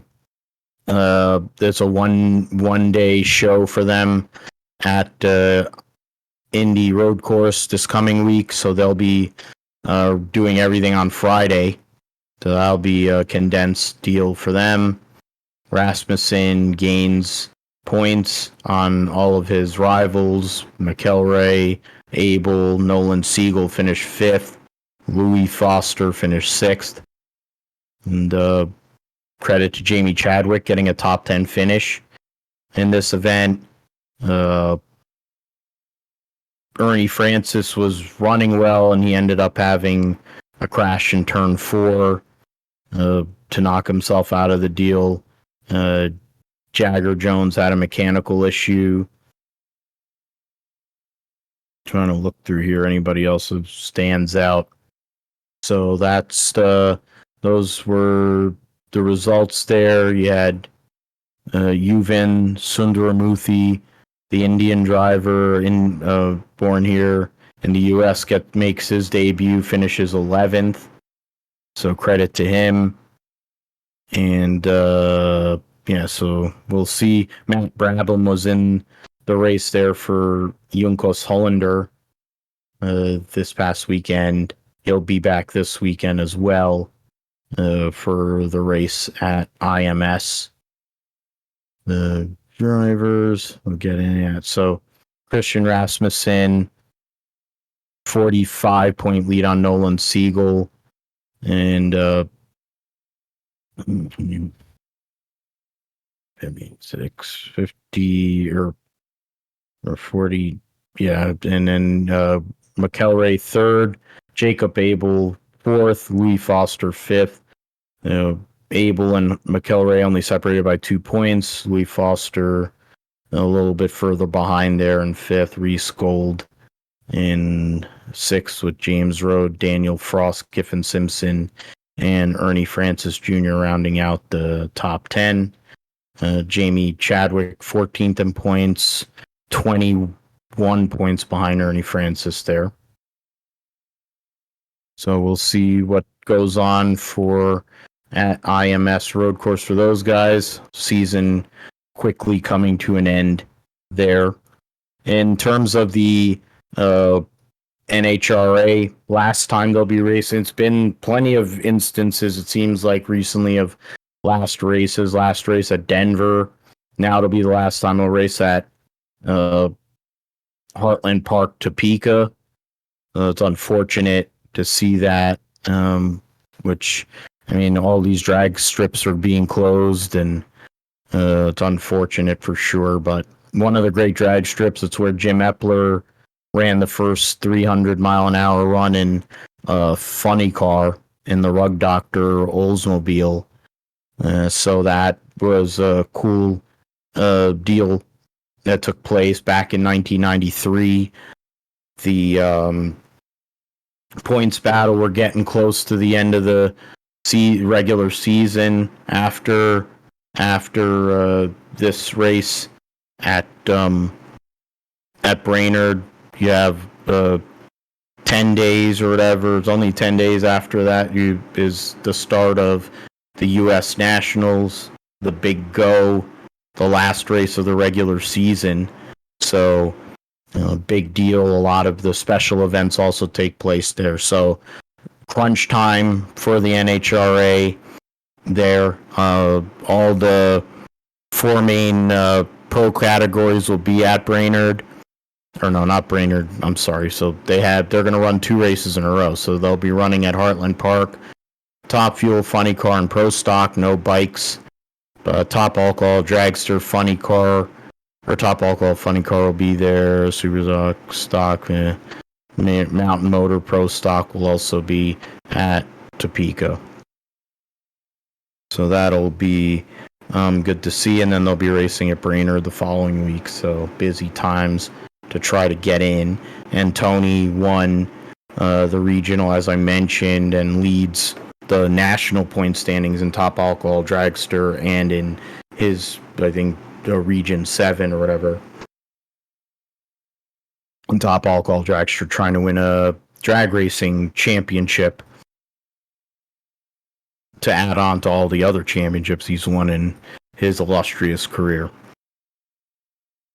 All right, so yeah, we'll move on to football here before we get into some previews for the racing coming up this weekend. I mean, right now, at least for our teams, I know for the 49ers, knock on wood, things have been going all right. No Nick Bosa, but he's the number 4 player in the top player, whatever, in the top 100, and 8 players, so the most players represented in the top 100 for any team, so that's cool. It looks like things are kind of coming together, getting ready for first preseason game coming up this weekend, and then so that'll be with they'll be playing on Sunday afternoon against the Raiders in Las Vegas. So they'll be the last game of the week there. So that we'll see how that goes. The first game, I don't know who's going to be playing, who isn't. We're in a lot of areas. I know that Brock Purdy is not going to play. It's going to be a lot of Trey Lance and a lot of Sam Darnold. And so those guys battling for that backup role.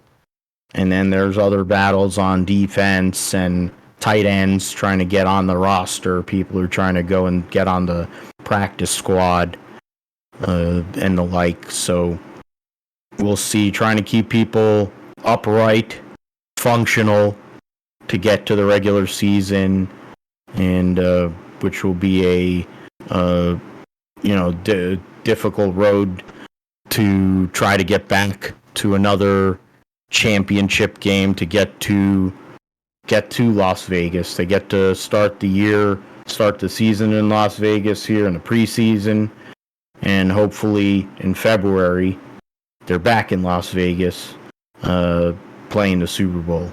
That's at least my hope. Josh, your Jaguars have been good. I think all returns have been solid for you guys.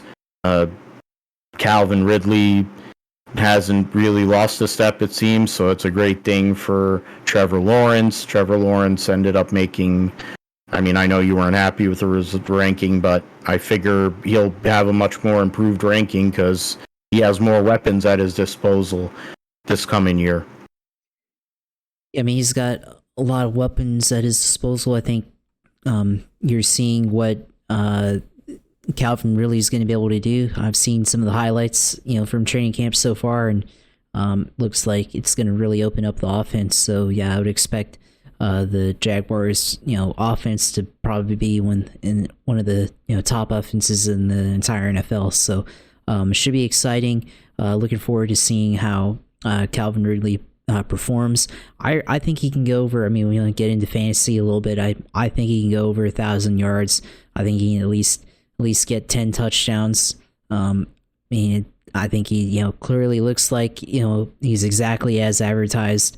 So it's going to help Trevor Lawrence have another deep target, somebody that can take away from other guys like Christian Kirk and Zay Jones. I think they'll do do pretty good as well, with defenses having to focus on Ridley, and also factor in Evan Ingram, factor in Travis Etienne, also having more support in the backfield as well. So should be interesting to see how that plays out on offense. So I think definitely they'll be pretty good. And looks like from training camp it's been pretty smooth so far. They did have a little bit of hiccup with Tyson Campbell, I think, having a concussion. I think Calvin Ridley, I think on a play, he was landing on the ground, and I think inadvertently Calvin Ridley's foot hit the back of Campbell's helmet or something like that. So out with a concussion right now. So that's the only major hiccup. So don't expect that to really affect anything, though. I'm sure he'll come back soon and be able to come back and probably start on the first game of the season against Indy on the road. So definitely looking forward to that. Defensively, I think it's going to be all about the pass rush and seeing how well they do. Josh Allen, Trayvon Walker, can they improve? There's questionable depth as well behind them.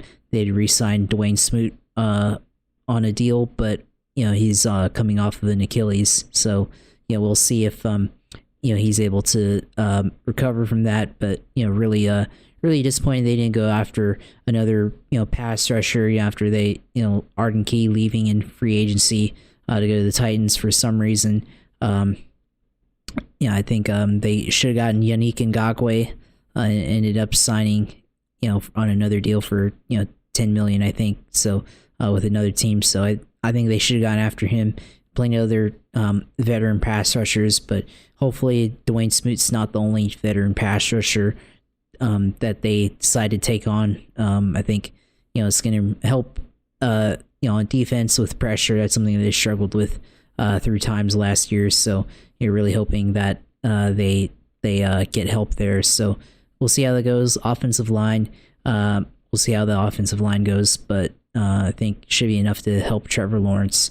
Walker Little, Cam Robinson fight in training camp, I guess. Robinson is going to be suspended for a bit for PEDs, so it's going to be on Walker Little to try to show that he can be the features. I don't think they're going to keep Cam Robinson after this year because he's getting to be too expensive and everything. So we'll see how it goes. Of course, first round pick Anton Harrison probably be the right tackle. So we'll see if he's able to stay there, if he ends up switching over to left tackle or something like that. So be interesting to see there. And bit of questionable on the left guard side. Ben Barch coming back from injury.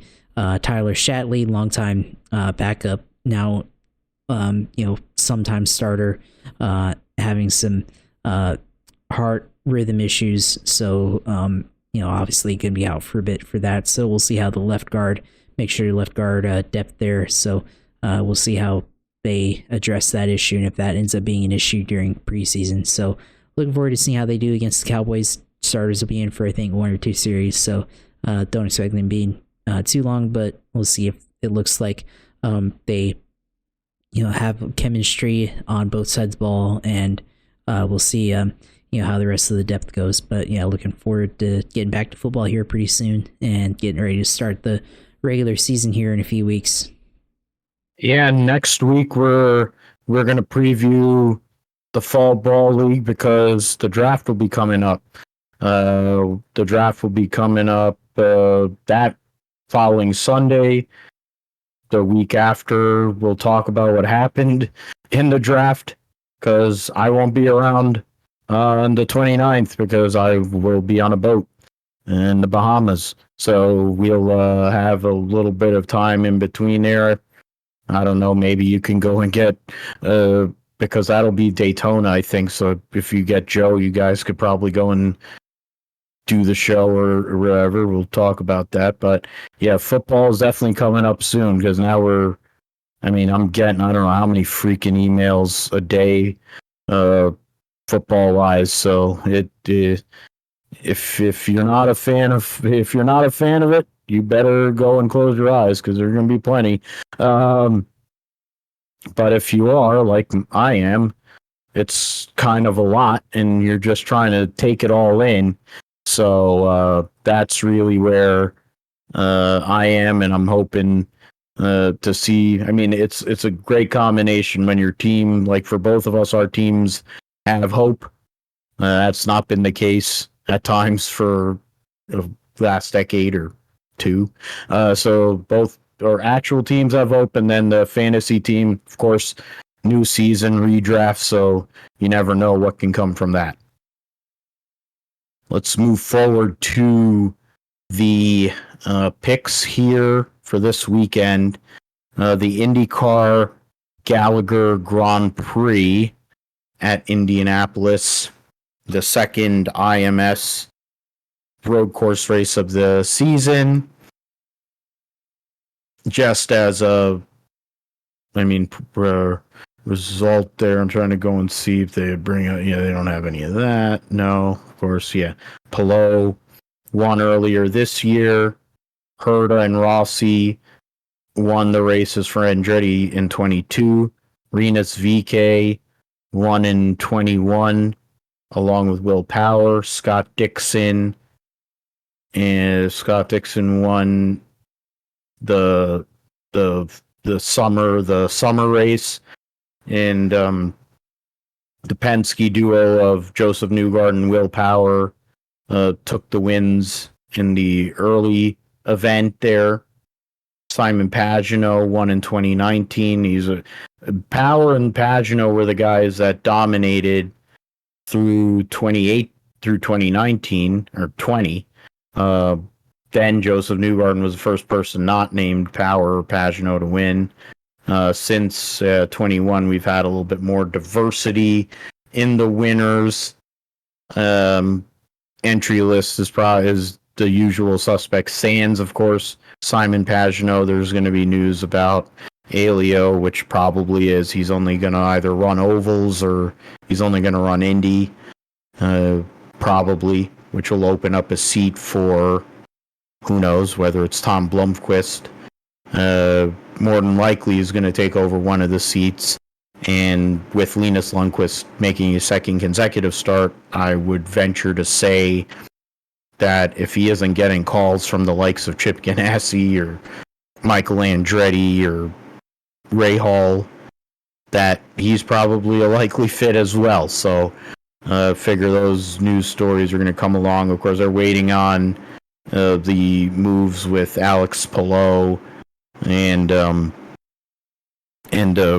Marcus Ericsson first before all these other dominoes kind of start dropping there. I'm gonna go and I'm not sure who went first last time, but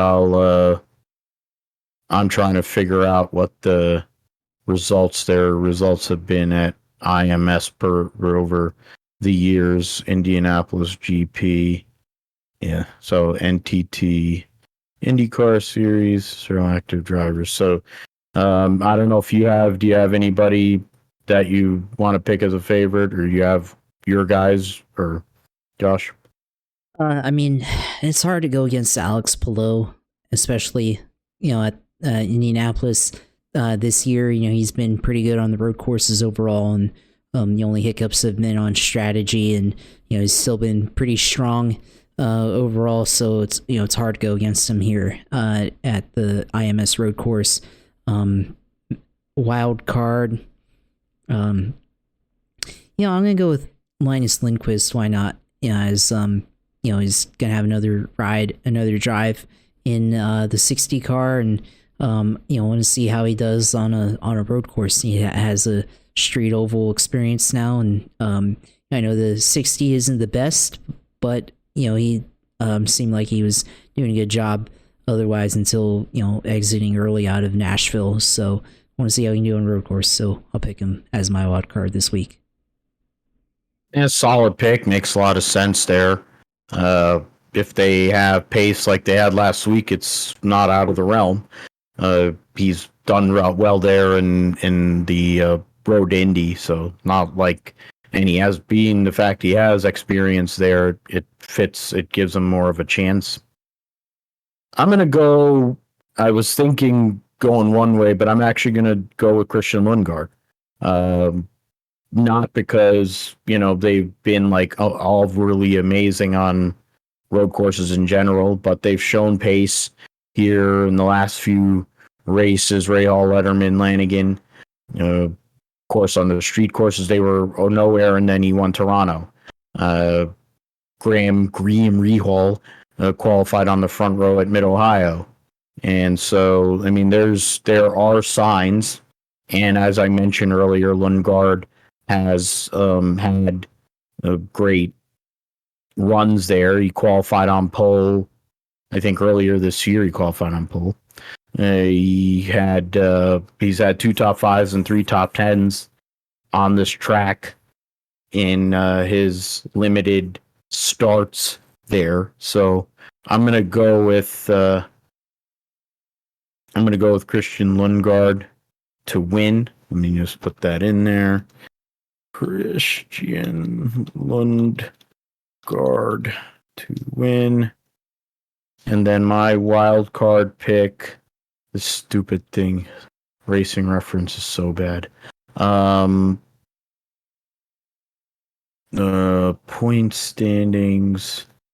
So we have 27 guys that were running the whole year, but now he hasn't. So it kind of narrows that down. I mean, I'm gonna go with.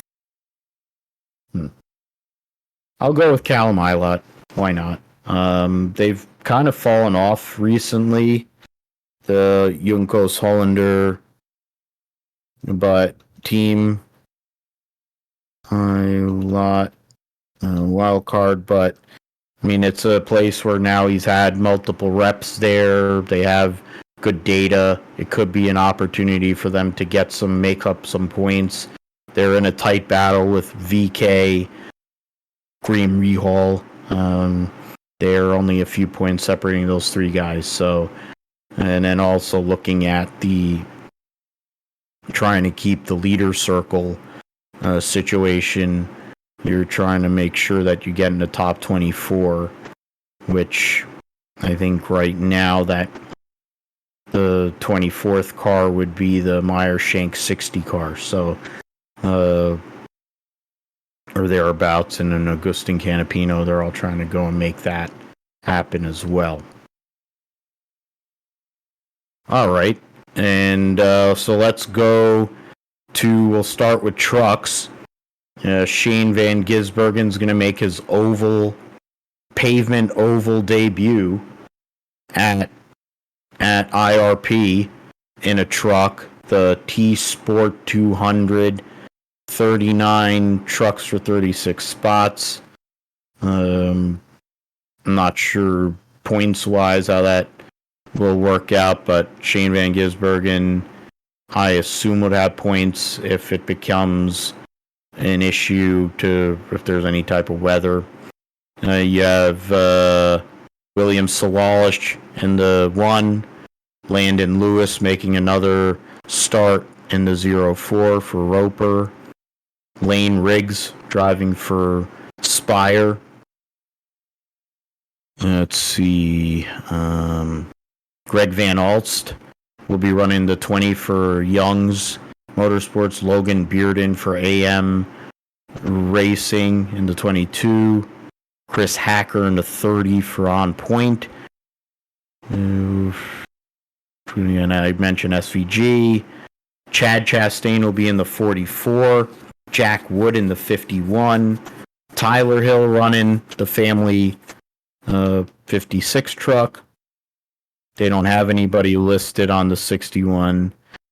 Connor Jones running for Thorsport. Armani Williams running the G2G Rent-A-Wreck. First race of the playoff too, so that's another thing. So reset driver points just to go over that. Corey Heim starts with an 8-point lead over Zane Smith and a 9-point lead on Carson Hocevar. And he's got Eckes is fourth, -11, Grant Enfinger -13, Ty Majeski minus 16. Ben Rhodes, Nick Sanchez round out the 8. They'll only eliminate 2 to start. I think they eliminate 2 in each round. So right now, D. Benedetto and Matt Crafton are minus 28, 3 points out of the cut line with the least amount of bonus points going in there. I'll start with the race itself for this week. In terms of a winner, you know what, it kind of has a similar feel to what happened last year, where Ty Majeski and Grant Enfinger, both of those guys kind of started going on a run during the playoff. Grant Enfinger won this race last year. But I'm going to go with Ty Majeski. Majeski's been close here recently. He's been the most consistent driver that hasn't won a race. I think it's time for him in ThorSport, and essentially a owner-sponsored race, to go and get that victory, lock himself in to the round of 6. I think that would be a good deal for him. He's been winning plenty in his super, so I think it would be time for him to win in a truck.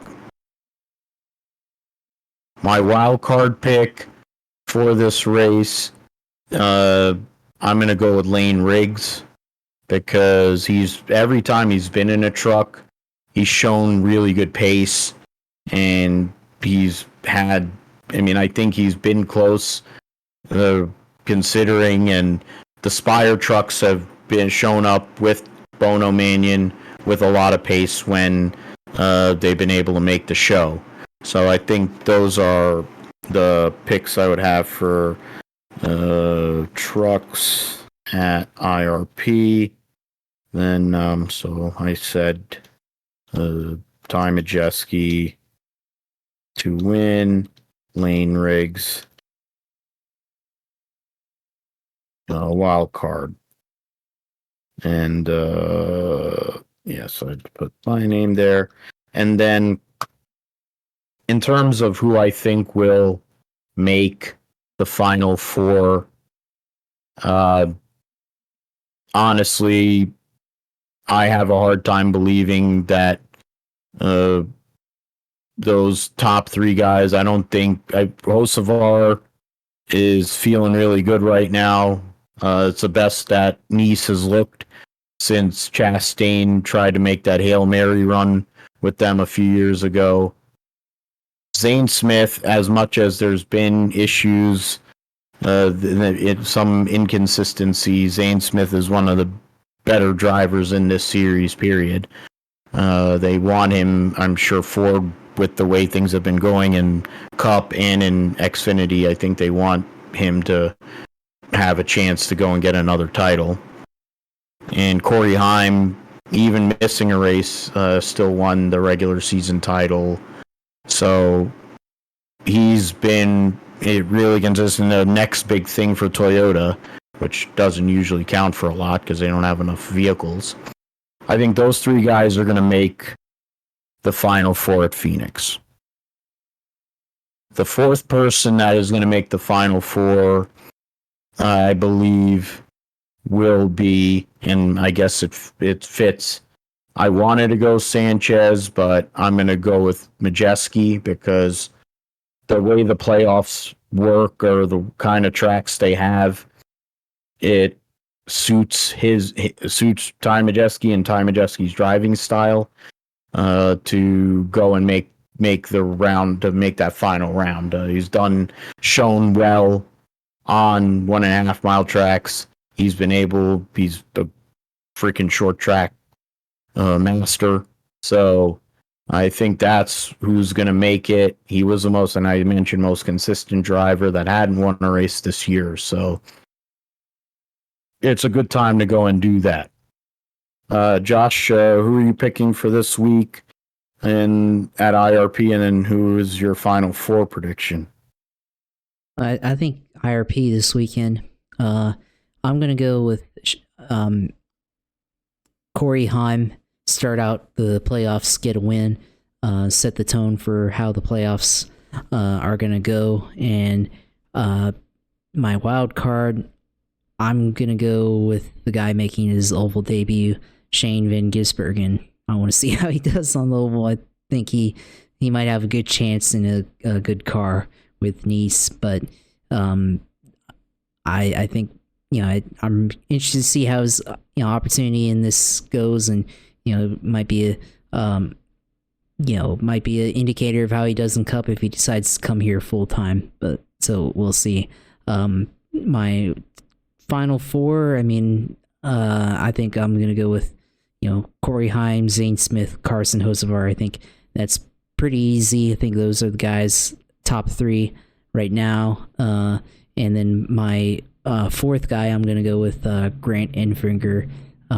He's quietly been doing well this year, only in 5th place in the standings, but he actually has a fairly solid statistical record this year. So 9.4 average start and finish, so very, very consistent. And I think he's a little bit more consistent than some of the guys in the current top 4 right now. So I'll go with him as my guy in the 4th spot. So exciting to see how the Truck Series will play out this playoffs, and I want to see if these young guys and maybe a couple of veterans here can go mix it up and see who wins the title in Phoenix.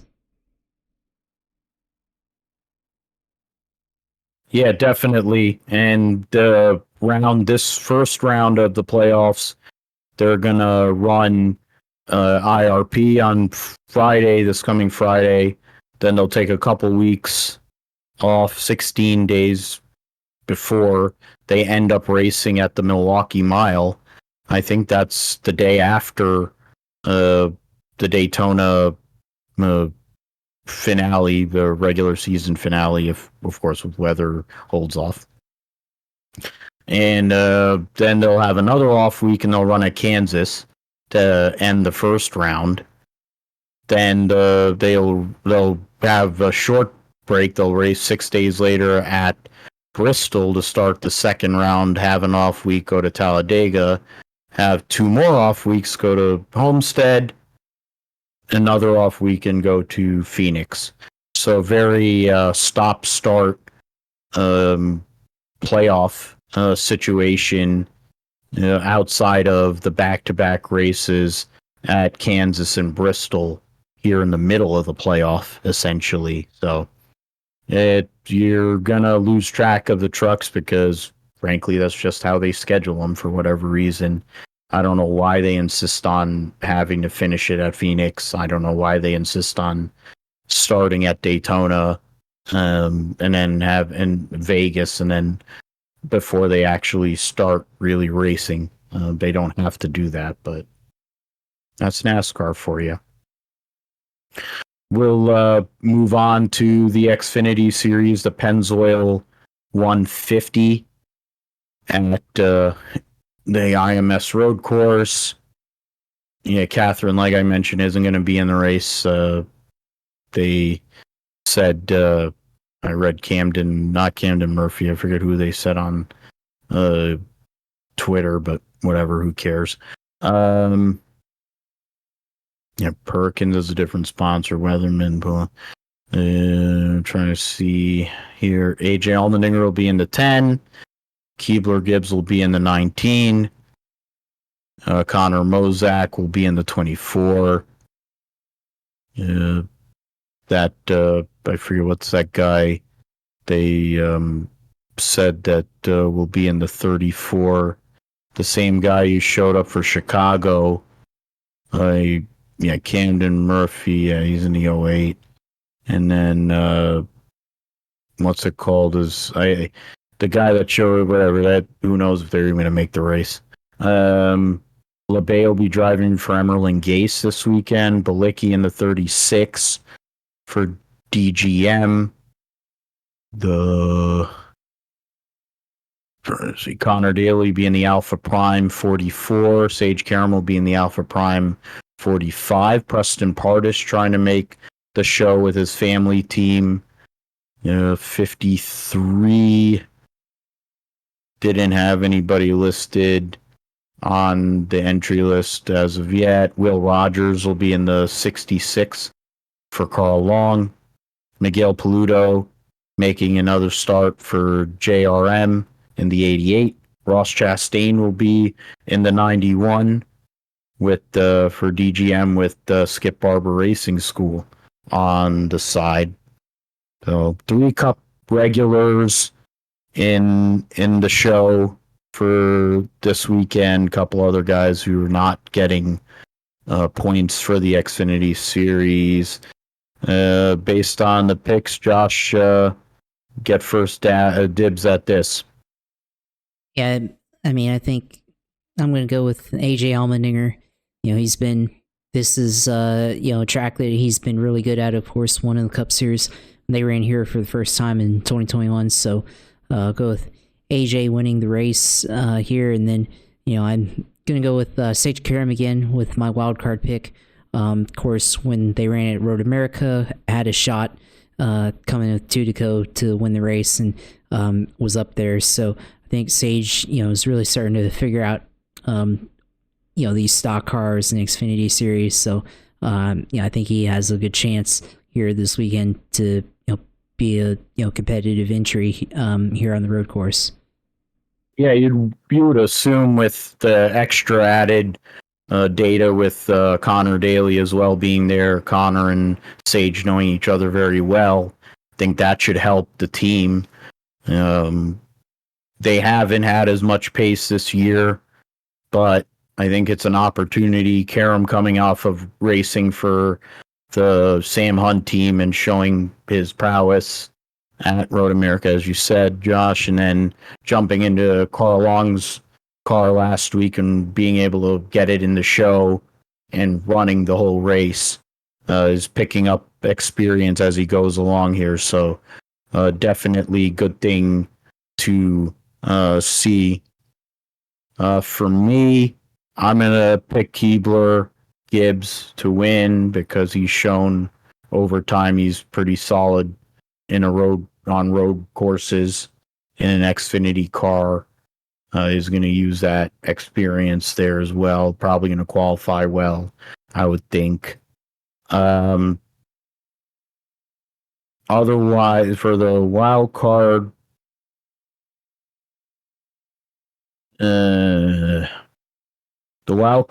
I'm going to go with. I can't even use that as a wild card.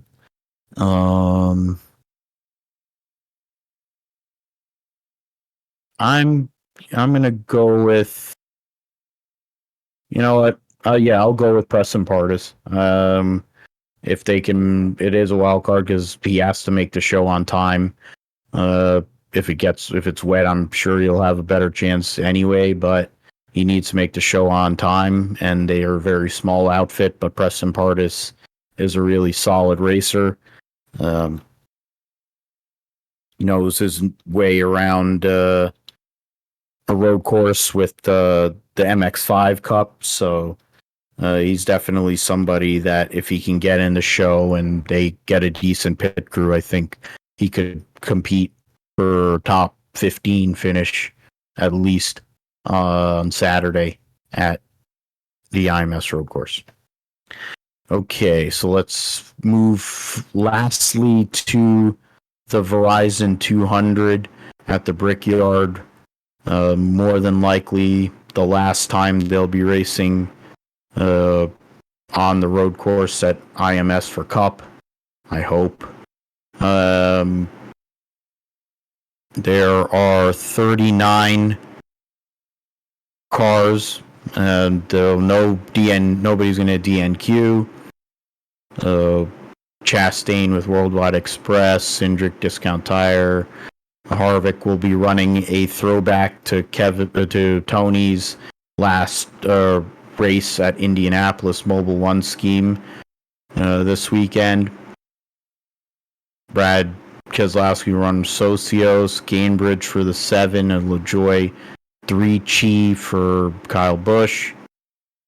The great Ford sponsorship on Eric Almirola if you needed to wonder what he drives.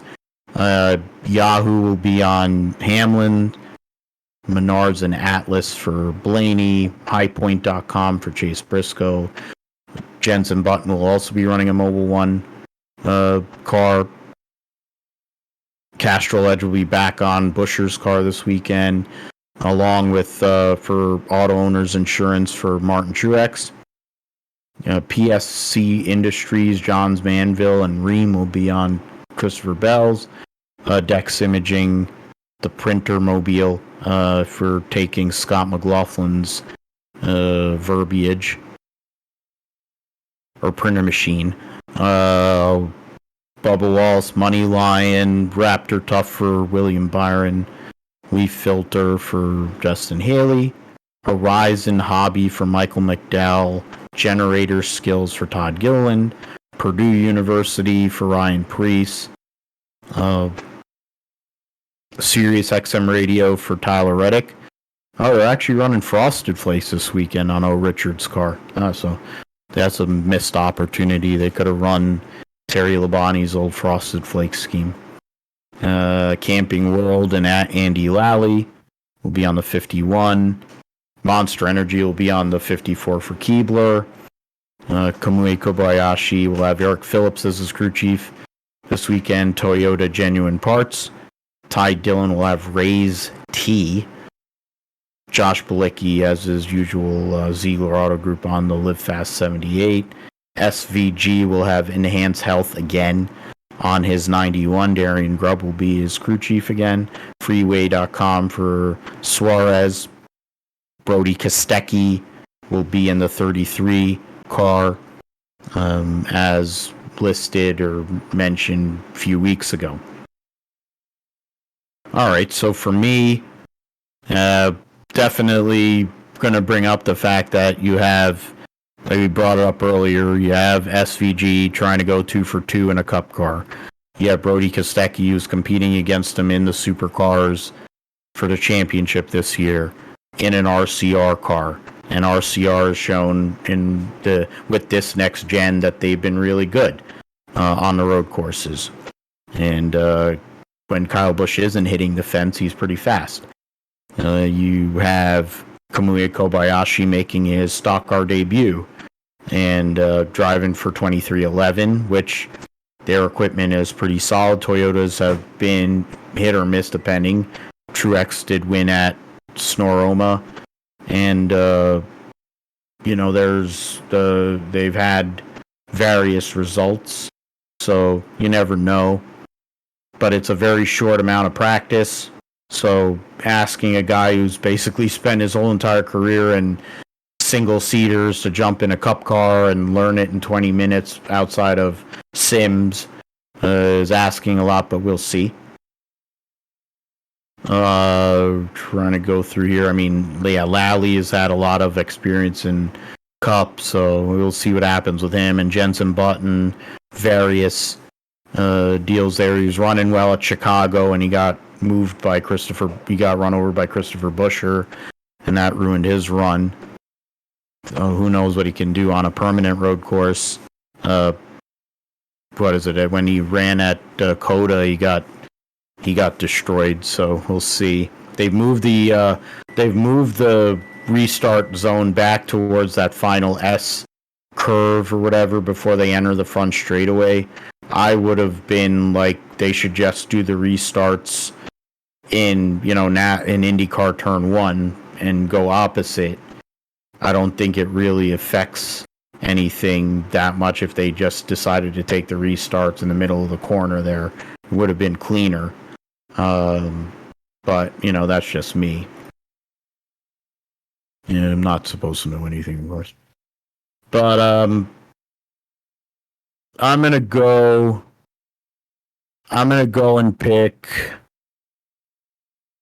You know what? I'll do that this way then.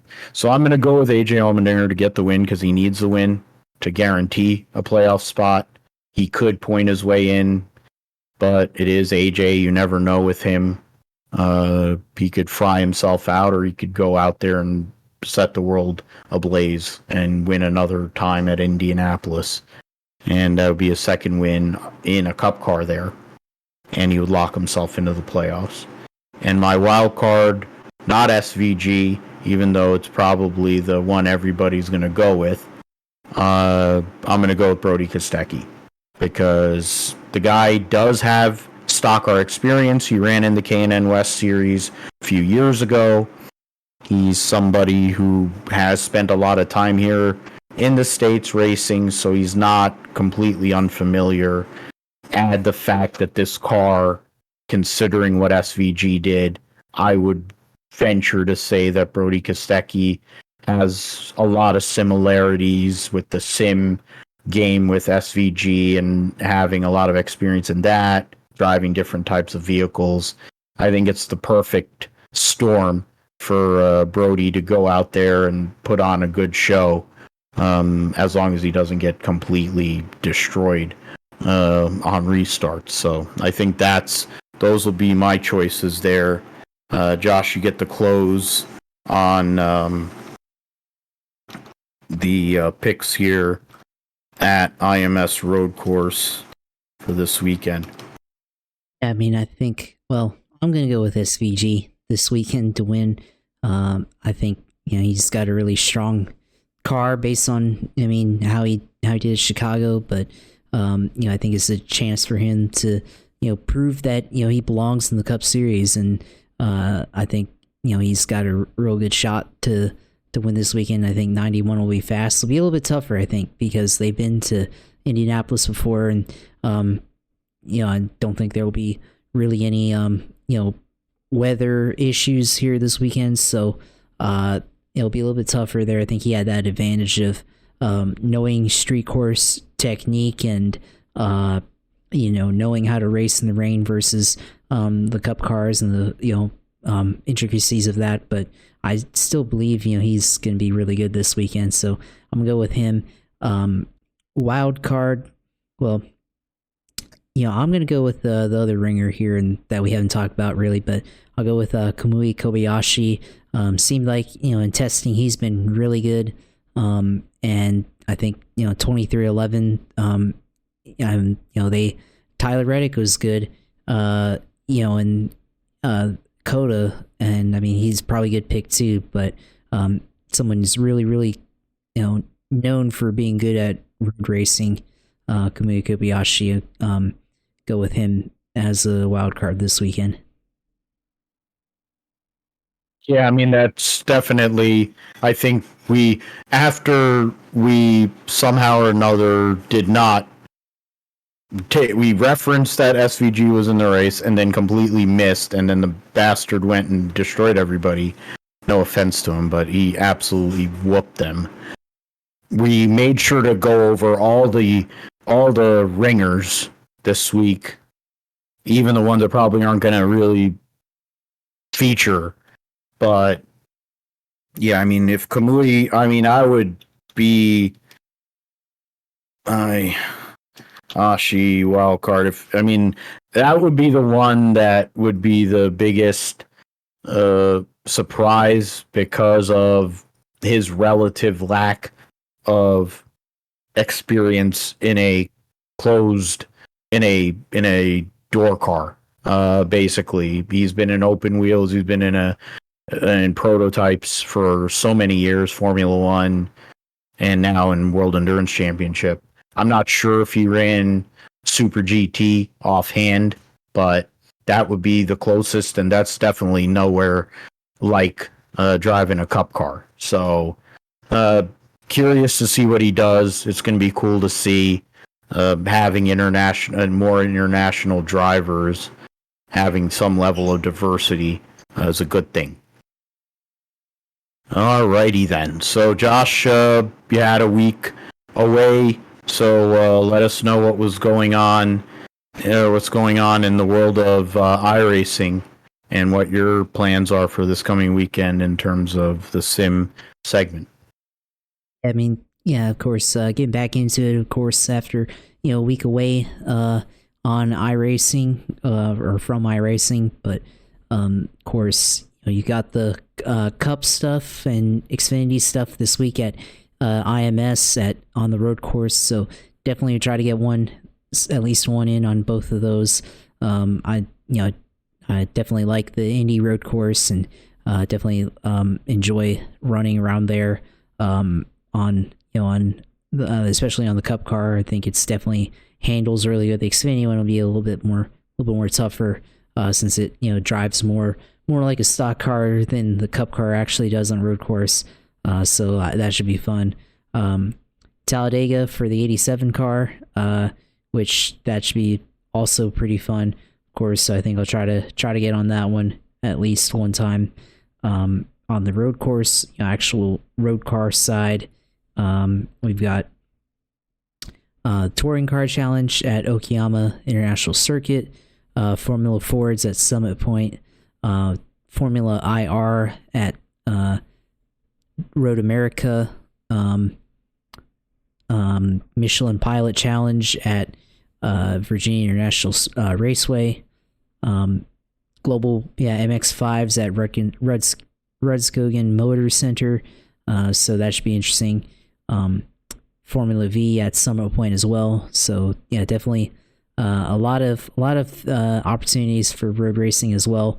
Also, iRacing has a special event series that they're doing for the some cars that have been around as long as the service for their 15th anniversary. So this week we've got on the road side the 15th anniversary Pontiac Solstice Challenge on the Tsukuba circuit. So one of the more entry level cars. I think it's slower than the MX-5, so definitely a little bit low on power, but it's one of their 15th anniversary series that they're doing. And then on the other end, they have the 15th anniversary Legends Ford Coupe racing on Oxford Plains short track. So Legends car is also one of the entry level series on iRacing that have been around for a long time, as long as the service has been around. So of course, iRacing celebrating its 15th anniversary now, having been on for since 2008. So glad I've been able to play it for a while now. So of course, great service, of course, and being able to do a whole bunch of things like winning the Indy 500 and being able to do all sorts of sim racing events on there. So of course, glad to be be able to participate on that.